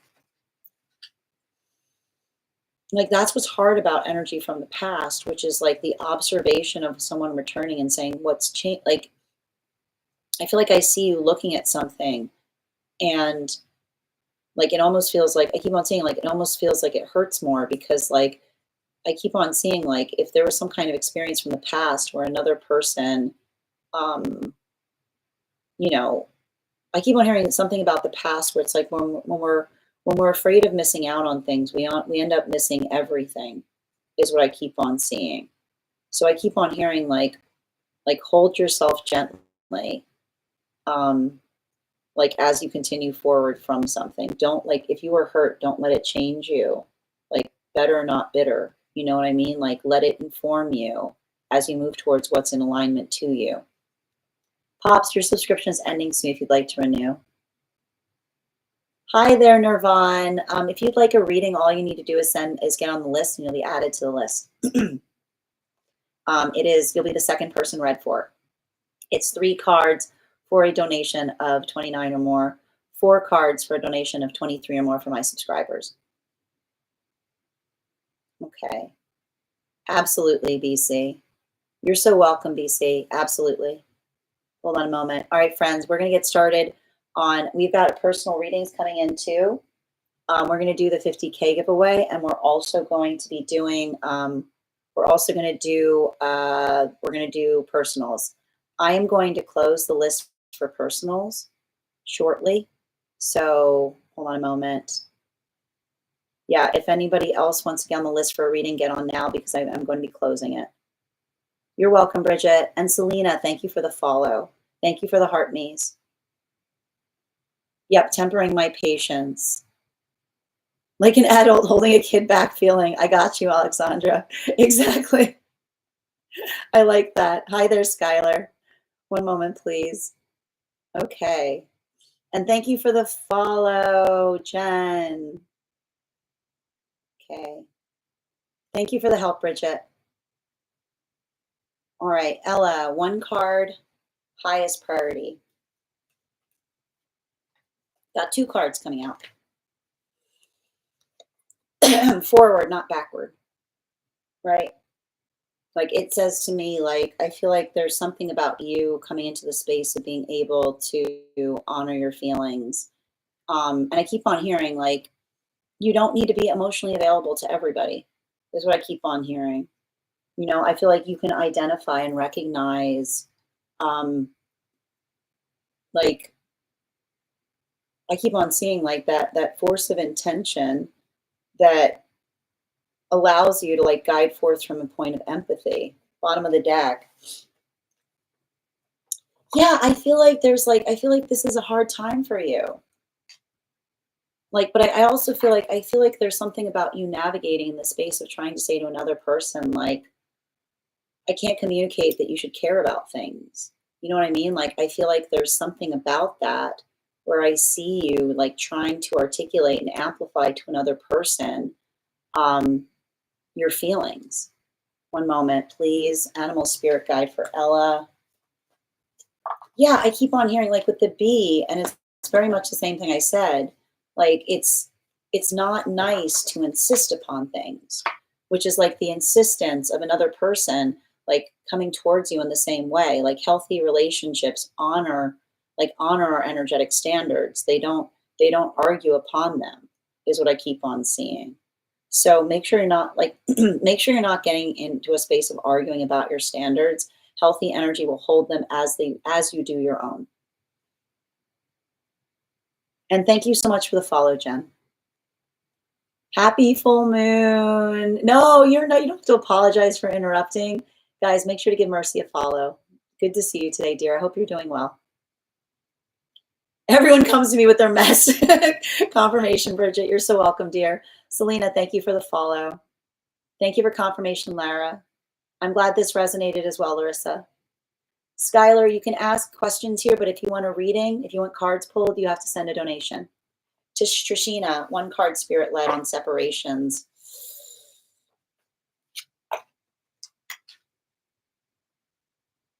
I feel like there's something important. I keep on hearing the healthy conversation is one that can be had openly. Like, this is often like healing from situations or circumstances where like another person is not able to speak towards something, right? Like I keep on hearing like the healthy conversation is one that isn't passive aggressive, because often when we're passive aggressive, we're working through an egoic wound. Because I keep on hearing the message, if something you're feeling isn't it would you feel ridiculous communicating, that usually means the direction where the work needs to go is towards the self, not away from the self. Bottom of the deck.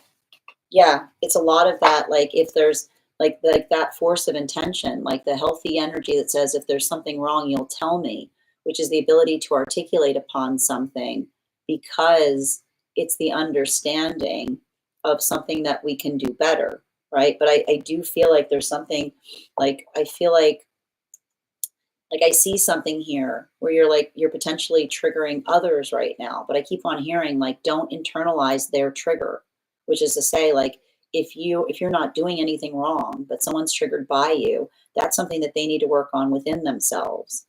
So continue to like hold yourself in that space of navigating circumstances in that way. And sending you support on that journey, dear. All right. We do a free reading each day, Skylar. I already did it. You can find it over on the place where we keep the videos and the place where we keep the photos. It'll also be available as a podcast over on my spot at Tarot Church and over on my Substack. All right. And thank you for subscribing, Nirvan. Work is taking away from my tarot time today. Yeah, that's a Capricorn moon for you. A subscriber card for Julia around you and the connection to that maternal energy.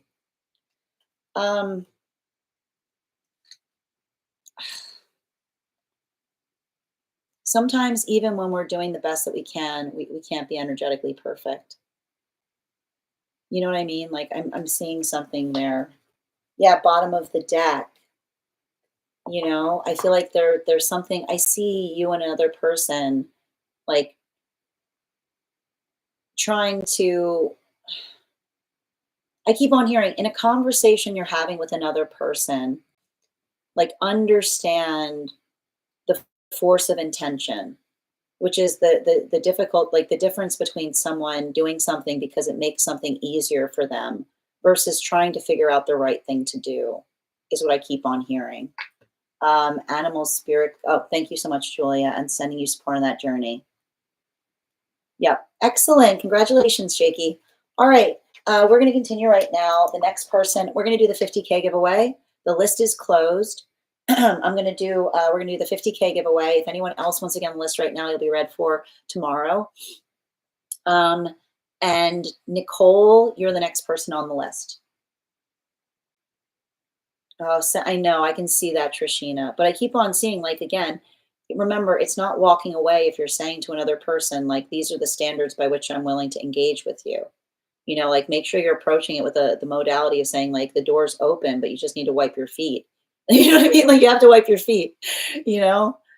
Thank you so much. All right, and Hannah, a card for Hannah, please. I like that you just wrote card. Hannah's like, hit me. Card. No, it's okay. No, I am. No, it's okay, Hannah. I like the fact that you were like, card. Card for Hannah. Yeah. Absolutely. It's okay. I see it there. Okay, can I get a one, oh, I see what happened. A one guide-led card. Okay, I got it here. Um, Patient. Always patient, never waiting, which means don't just sit and wait for something to happen. Be productive through it. Just busybody energy. Just keep on working through something. Bottom of the deck. Yeah, right? Watch pot never boils. Don't be focusing on being like where something is. Do something else instead, is what I'm getting. Animal spirit guide. Yeah, the cat, right? Like, you know, don't put your intention on waiting for something. Just be energetically productive through it, right? Like it says to me, like, just focus on, like, sometimes we moved closer to something by not energetically waiting, but just like seeing what more we can do. Yep, I saw it. No, I saw it there. I understand now. Nirvan, one card for Nirvan, please. All right. Honor what's changed. Identify and recognize what you're working on doing better. Like I keep on hearing like don't let yourself get into some kind of defeatist mentality on something. Bottom of the deck. Yeah. You know, like bring love to decisions is what I keep on hearing, which is the observation. Like make sure that you're not experiencing something and saying like, why is this happening to me? But what can I do to change something or make it better, right? Like make sure that you're not getting into that space where you're like, where you're feeling like things are energetically against you. Sometimes when things are dark, like that's where we have to be the flashlight, right? Like what can we do to make something better is what I keep on hearing. Animal, thank you so much. Animal spirit guide card for Nirvan, please. Yeah, especially with the adder, right? Like working into the context of like I feel like you're almost going through a little bit of shadow work right now, which is like identifying like and working through something within the self, but it's allowing the context by which you're able to like I keep on hearing like when we're working through something that's heavy, like we can move that into a space that it becomes what's right. So make sure that you're not like make sure that you're working in that space of like internally lightening by like identifying and recognizing what you can do to kind of facilitate feeling better about something, you know? Yeah, I saw it, Hannah. Thank you. I just saw the card. It was funny. Kelly, I may have missed my card. I asked for a general. It's okay. I got you, Kelly.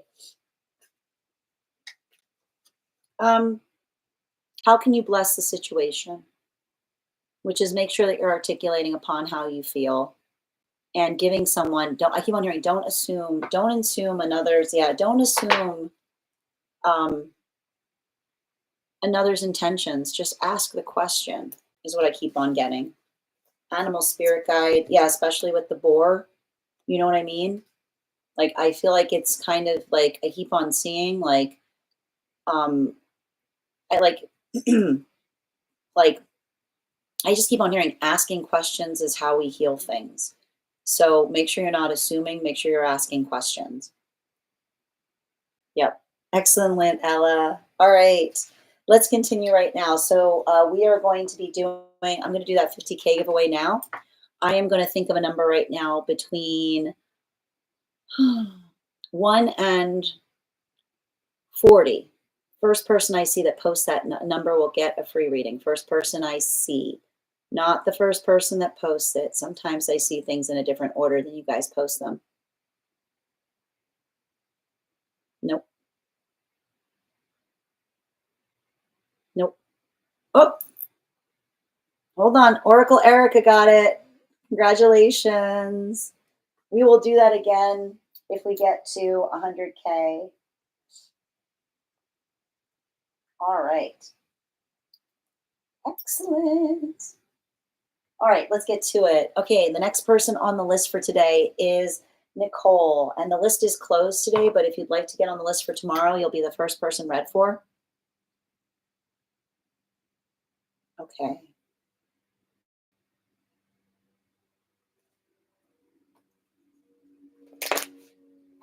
Hold on a minute.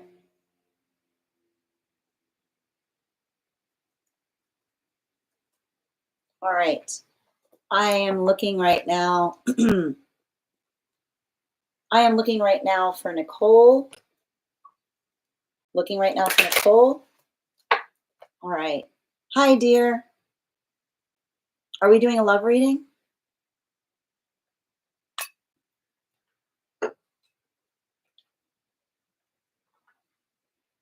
You're welcome. Congratulations.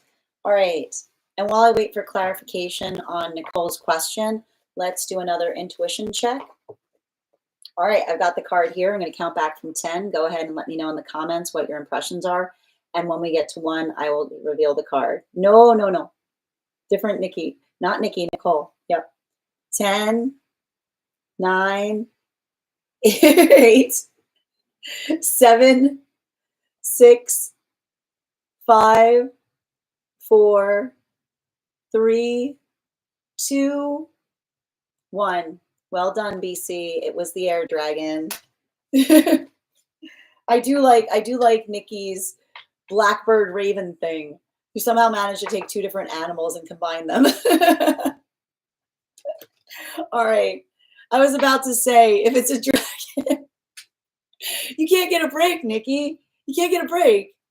All right. I am looking right now for, okay, Nicole, can you just confirm if we're doing a love reading? And as I mentioned, the list is closed right now, but if you would like to get on for tomorrow, you'll be the first person read for. You'll also have an additional card in your reading. Can I please get 4 cards for Minnie? Thank you.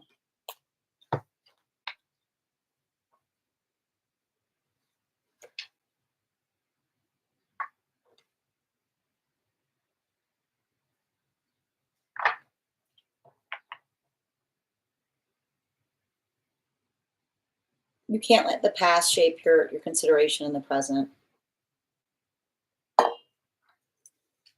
I know it's difficult. You know, I've got two different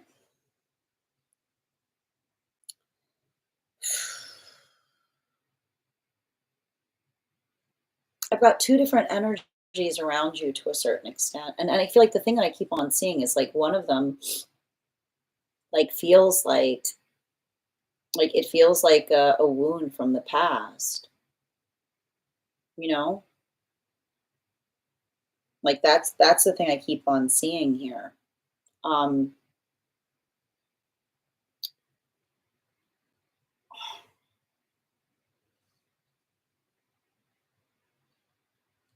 I keep on hearing holding on to the past too tightly can interfere with the new energetic connection. And why are we seeing that? I feel like that is what I'm like, it's saying to me that um you know, make sure you are being clear to another person about like the proximity that they can have to you is what I keep on seeing. Like make sure someone is clear. Like if there's someone trying to come towards you, like trying to heal something, like make sure you're being absolutely clear in relationality to what they can and cannot expect as it relates to a relationship with you. And I even see, like, I almost feel like it's even coming through in a way of like the context of someone trying to say, like the context of another person trying to say that they want to facilitate a friendship with you, you know? Like I just keep hearing this song, like we cannot be friends. And why is that? Because I keep like I feel like this is often what happens sometimes. Like in the space of another person, like building into a relationship with us that is deeply intimate. You know what I mean? And I feel like that is kind of, I feel like it's almost you having to have a conversation with someone to try to say, like, to say to them, like, you know, I'm like, I'm not sure I keep on seeing this. Like, there, like, this is why we talk about the fact that sometimes when we have like a deeply intimate relationship with someone, we're like, we can't be friends, right? Like, it's not energetically possible. You know, you can be friendly, is what I keep on hearing. You can be friendly, which is like the space of saying to another person, like, no hard feelings, right? Like the space by which you identify and recognize and say, like, look, like, we're good. But, and I keep on hearing, like, that's why I keep on hearing an apology is not conditional in terms of the apology turning into something. Like the apologies we give to each other are not conditional in the space that it says, I apologize. So like, I'm like, why aren't you accepting the apology? Being like, I accept the apology just fine, but it doesn't mean that something needs to like effectively change. is what I keep on seeing. And I want to say that doubly so if there's some kind of new new relationship that is blossoming around you right now. Okay? If there's a new relationship blossoming around you right now, and someone from the past is coming back, I want you to identify how much time you gave them to heal something prior to you entering a new energetic relationship. Healthy energy is respective of us progressing. Healthy energy is respective of us progressing. I keep on hearing they don't try to energetically interrupt it with an apology. And I keep on seeing like the apology that is received at a point when we are emotionally available for it versus those modalities where we've started to move into relationship with another person. It's very telling. So I feel like there's something about that that says, and I keep on hearing like your guides are saying, you can say to someone like loud and clear, appreciate the apology, that we leave it here, right? And I also get to hearing, you get to decide what closure is, especially if there's someone trying to come towards you, like to articulate the fact that somebody's saying, I think it would be good for us to have closure. There is no conversation. Listen to me. There is absolutely no conversation on this planet that creates closure. And frequently someone will articulate the fact that they want closure or they need closure and they want to have a conversation. But what they're really saying is, I want an opening. You will have energy come towards you and say that they want closure, but what they're really saying is, I would like an opening. I would like to revisit this. So I guess I keep on hearing, you get to decide what closure feels like. Don't let someone say to you that you are avoiding closure by refusing to have a closure conversation with them. You don't need to, like, closure is not built in conversating. Closure is identified in the space that we are okay leaving something the way it is. So again, if someone's like, I would like an opportunity to apologize, you say, you just did it. You just did it. Thank you. Thank you. I loud and clear received. That, what else do we have to say? You know, like if someone's saying, I would like an opportunity to apologize to you, be like, you just had it. Thank you so much. I deeply appreciate the apology. No, you stay over there. No, we're good. Is what I keep on seeing. Especially if you are starting to build something with someone new. That's what I mean about this. It's awful convenient. Bottom of the deck. Yeah. Right? Our love is built on the space of appreciating the energetic peace that we create with one another. And again, the difference between someone saying, I'm genuinely happy for you versus energy saying, where are you going, is built and based upon the space of another person. I keep on hearing, especially if there was something between you and another person where you were waiting on an apology and it's only arriving now that something else is starting to blossom, the guides say, pay attention. How much time did they have to heal something, right? The understanding of making sure that an apology is not coming towards us for the sake of saying, well, like, okay, now that I've apologized, something between us will change. I keep on hearing that force of intention is such that, especially if you're in the context of like coming towards something for yourself and another person only arrives at that moment, it's a difference between someone saying that they want the same manifestation goal as you versus someone who's trying to make sure that like they're not losing an energetic connection to you. So I feel like there's that space. I keep on hearing, an apology is not conditional in terms of what is happening around us. It is something that we should receive in a consistent way.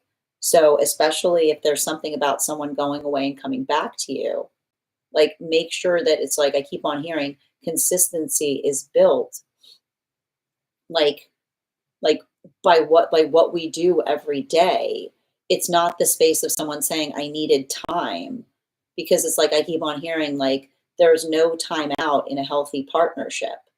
Thank you so much for having that reading with me. And if this message connected to you as well, it's very common for those who need these messages to be here to experience them.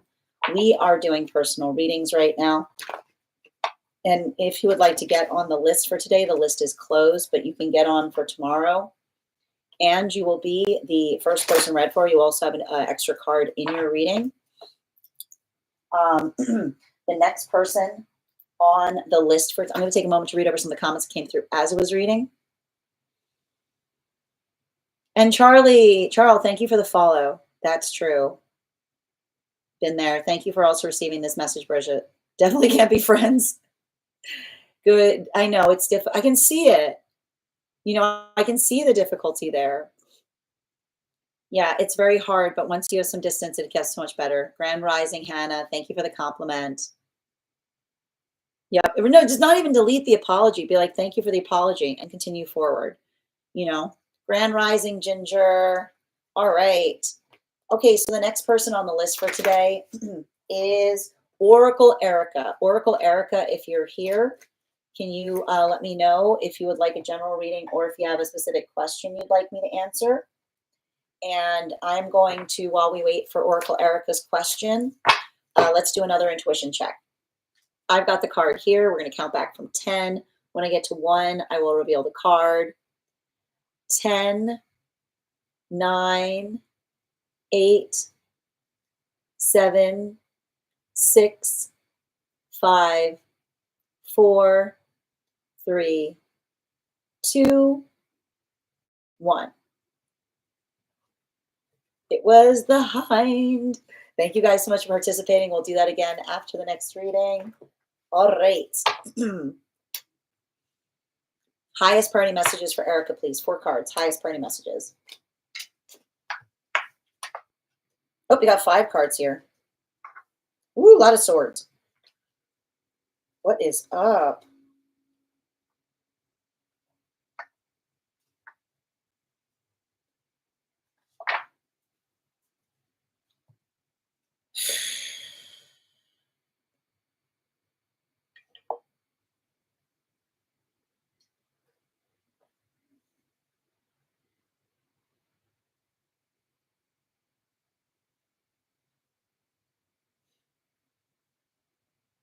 I keep on hearing, we listen and we don't judge.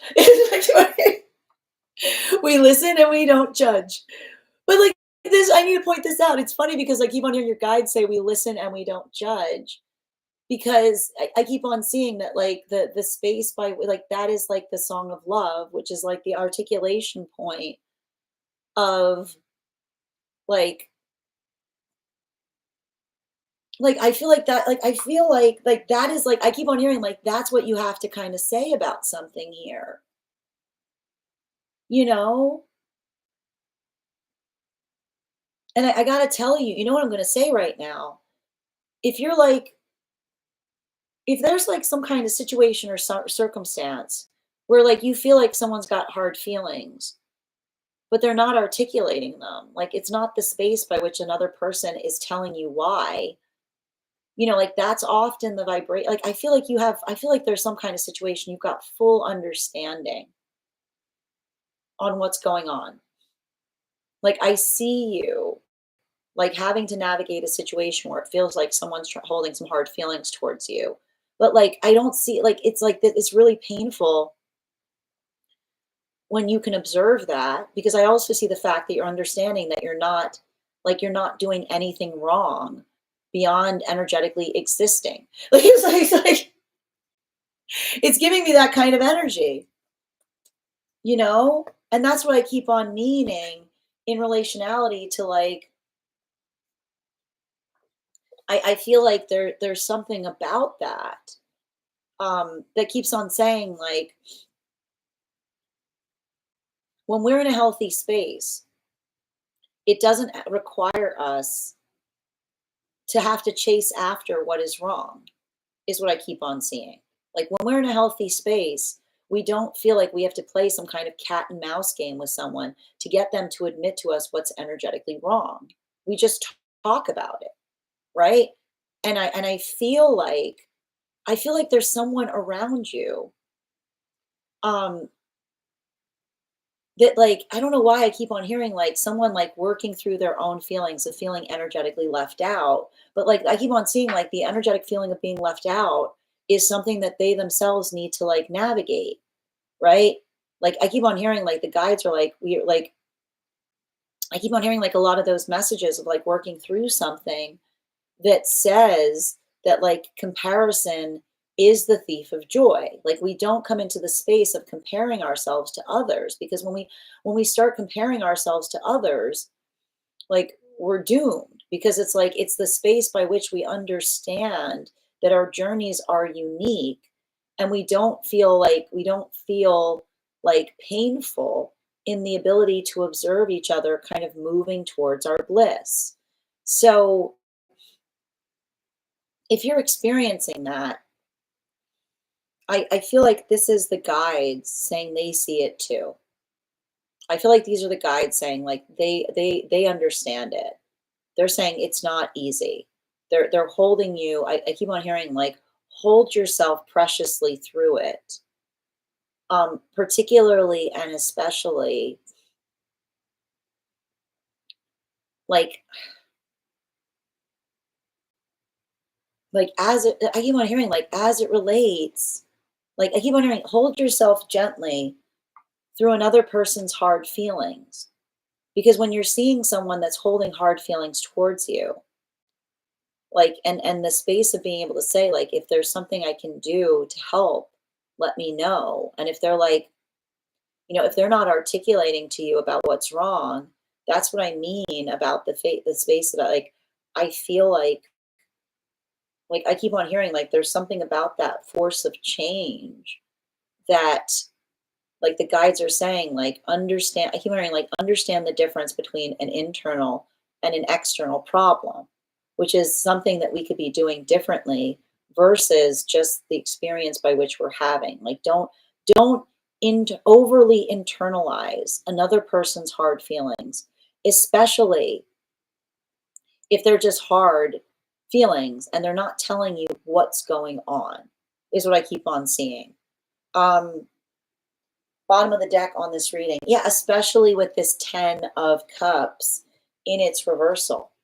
Like love, the vibration of love is to tell each other why we're energetically upset.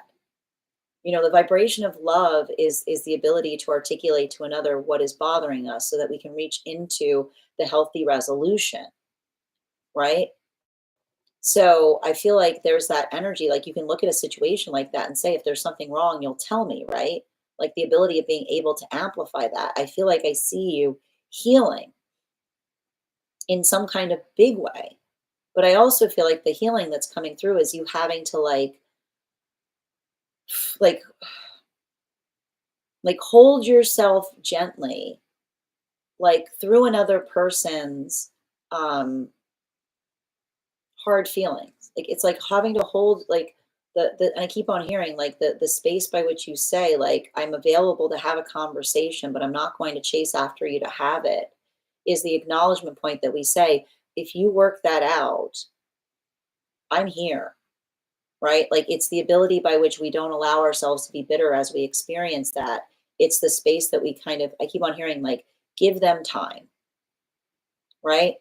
Like give them time to work that out. And maybe they won't work it out. But I feel like that's the important thing. Like I keep on hearing the guide say, make sure that you're not being bitter as you're experiencing that, right? Because I keep on hearing you saying that the door is always open, right? Like the conscientious point of saying that you're always willing to have a conversation, so long as another person can articulate to you what is bothering them.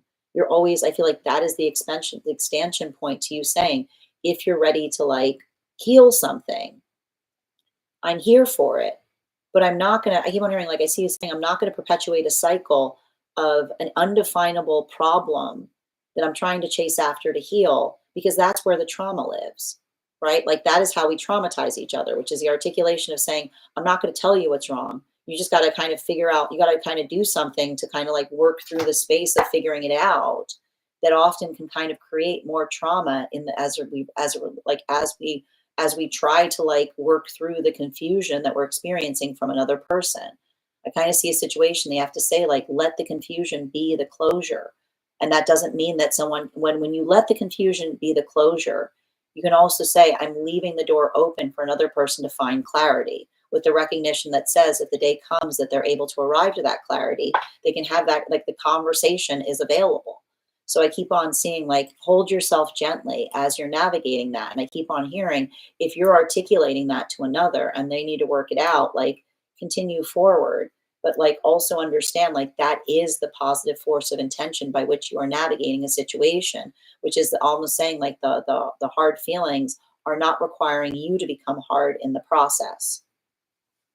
Thank you so much for having that reading with me, Oracle Erica. And if this message connected to you as well, it's very common for those who need these messages to be here to experience them. I'm going to take a moment to read over some of the comments that came through as I was reading.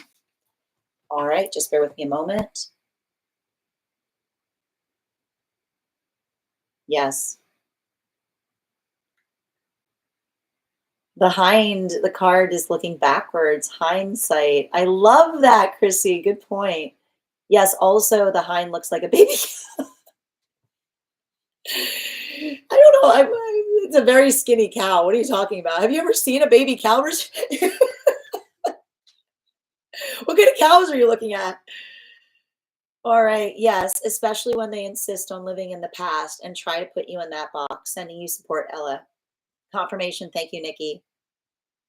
You're so welcome, Oracle Erica. My friends, we've reached the conclusion of our reads for today. I want to thank you guys so much for being here and receiving them. We will be back on tomorrow to get on. If you would like to get on the list for tomorrow, you can head over to my profile. You can get on. Well, if you want to be notified as to when I've gone live, you can go hit the bell over on my profile. That'll turn on notifications. You can also register directly for the event tomorrow by hitting that calendar button, because sometimes the app doesn't like to let me know when I've come on. Yeah, Nikki, you want your one card? Yeah, okay, we've got more one cards. All right, just a moment, guys. I got you. Okay. Excellent. It looks more like a baby lamb. Have you guys seen a baby lamb? It's got very, have any of you seen an animal before? Not in real life. Okay. Chrissy, one card, please. One card for Chrissy. Highest party messages, please. Don't get caught up in conversations like that don't feel like they're going to productive spaces. Is like, especially, I keep on hearing the past is a library, it's not an armory. Bottom of the deck. Yeah, right. Like, it's like, that's a problem with conversations. It's very convenient to have conversations that are always based on the past, because you can't change anything there, right? Like, it's like, the productive conversation talks about the past in order to facilitate what one is trying to do better. Animal spirit guide, please. Yeah, the raven, right? Like, making sure, let the past be a point of observation to facilitate what one needs to do going forward, not that, like, fixed point that another person says, I will never get over that. And it's like, okay, well, if you're not going to be able to get over that, then this is where we leave something, right? It's like that is the space of being like, well, okay, you've articulated and defined the issue as relationality to what's occurring. All right. Hi there, Grace. Good to see you. Yep. It's no, you haven't missed one card. We're here. I'm doing them now. Ooh, one card on therapy.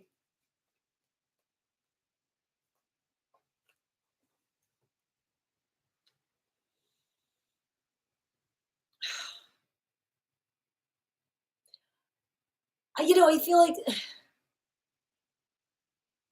it's interesting, because I told you, it feels like someone who would rather project that someone's changing you than recognizing the fact that you're energetically changing, is what I keep on seeing. Like, it feels like, yeah, it's like I feel like I see someone that feels like they don't have that energetic connection with you.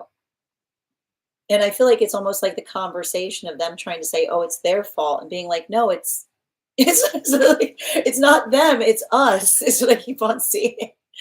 Animal spirit guide, please. Yeah, an argument of direction, right? It's like I keep on pointing out, it's not like, it's like the space by saying, like, I feel like it's like I told you, like the ability to kind of like try to point something to another person. It's like having to say like, no, it's not. It's like it's bringing something to the surface. Like it's not the catalyst, right? It's just it's making something more prominent, you know? All right. Career card for Grace, please. We've got the Hermit here. Recognizing and identifying what one is trying to do better. Like, I feel like this is a lot of that space I see as it relates to you learning to find the confidence to be able to speak about yourself, is what I keep on seeing, you know? Yeah, man, I can see it. You don't like to like, I feel like it's like you learning how to like toot your own horn is what I'm getting. You know, like I see you having to do that in a way and being like, but they're saying like animal spirit guide. Yeah, it's like I keep on hearing it's not bragging if it's true, is what I keep on hearing. It's the appreciation of being able to articulate upon your accomplishments. You're welcome, Chrissy. Trinity, these are one card readings if you'd like to become a subscriber. These are one cards for subscribers. Yeah, oh Lord, out in the cold. It's actually you. Yeah, well, us too, but not them. Exactly. That's what I mean. Yep. It's like, yeah, it's like it's working into the space of not like keep on hearing, like, don't, like, it's not another person. It's working on the connection between you both. Oh, that's beautiful, Chrissy. What a beautiful thing to find in a fortune cookie. Yeah, absolutely. Never being the center of attention. I'm hoping I'm closer. But I feel like I see you kind of like learning to like, like talk about yourself in that way, like I keep on hearing like owning it. All right, friends, final call for any of my subscribers who have not had a card pulled today. Final call. Just a reminder, we will be back on tomorrow at 8 a.m. PST, 11 a.m. Eastern. Actually, yeah, if you'd like to get on the list for tomorrow, you will have an additional card in your reading if you get on now. If you want to be notified as to when I've gone live, you should head over to my profile. Make sure you not just turn on the bell, but to register directly for the event tomorrow, because sometimes the notifications don't go out. Thank you for that, Heart Me Trinity. All right. I want to thank you guys so much for being here today and sharing in these messages. If you just became a subscriber today, welcome. I got to double check. What did I put? I think I actually said I'm going to be on tomorrow earlier. I think I'm going to be on around like 8. I put it in the calendar event. I think it's going to be 8 a.m. Eastern. So double check in terms of, I'm pretty sure I put 8 a.m. there, which would be 8 a.m. Eastern, 5 a.m. Pacific. If you just became a subscriber today, welcome. I'd like to introduce you to head over to our subscriber only Discord channel. Introduce yourself to the collective. You'll also find in the perks section a special coupon code that will give you an additional discount to our Substack class subscription program. Our next class will be held on Wednesday, July 16th at 6 p.m. PST, 9 p.m. Eastern. I want to thank you guys so much for being here today and sharing in these messages. Huge thank you to my followers, old and new. Well, that sounds delicious. Thank you for being here today and sharing in these messages. Huge thank you to my subscribers. Your ongoing support means the absolute world to me. And the biggest thank you to my mods. Thank you so much for all of your assistance today, Kay Megan. I hope you're resting. I hope you guys have an absolutely beautiful day. Please take care of yourselves. Please take care of one another. And we will do this again tomorrow. Have a great day, everyone.